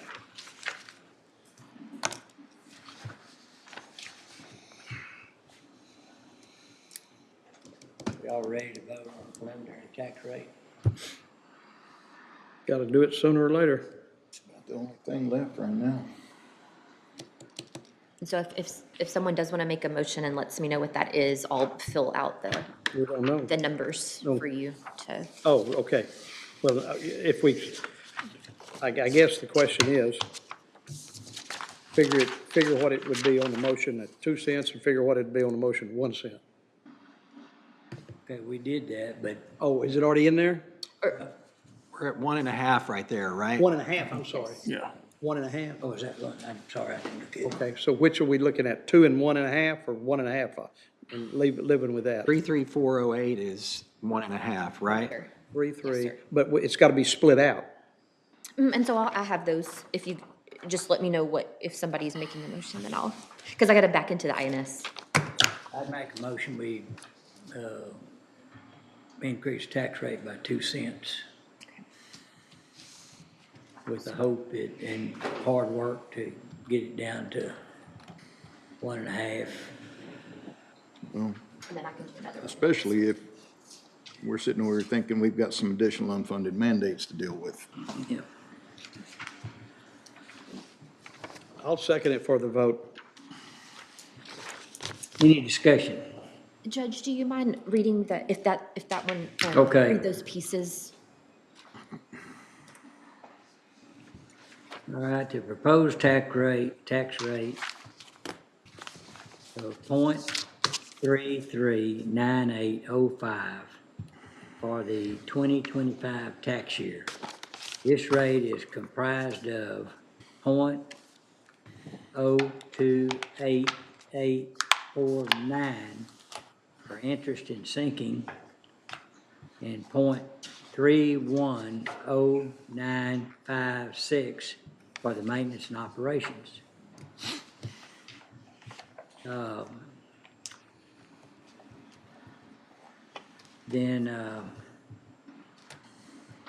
we act on that and then we, It just needs a second and a record vote. Yeah. For that piece, yes, sir. so, any other discussion, comment? Well, my only discussion would be, I want us to work hard to lower it between now and the final vote. I agree. Sure. Yeah. All right, call for a vote. So, Judge, did we get a second? I second it. Yeah, Mr. Smith. Commissioner Smith, Aye. Commissioner Wilson, Nay. Judge Fulton, Aye. Commissioner Jones. No. Commissioner Perry. Aye. Pass. All right, the public hearing for the 2025 tax rate is scheduled for Tuesday, August 19th, 2025 at 5:30 in the McLennan County Commissioners Courtroom. The public hearing on the proposed FY26 budget is set for Tuesday, August 26, 2025 at 9 a.m. in the McLennan County Commissioners Courtroom. The budget and tax rate will be adopted on August 26, 2025 in the McLennan County Commissioners Courtroom.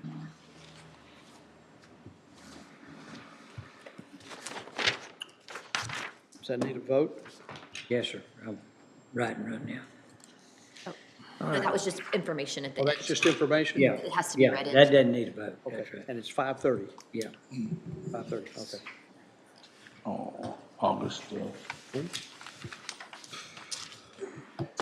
Anything else?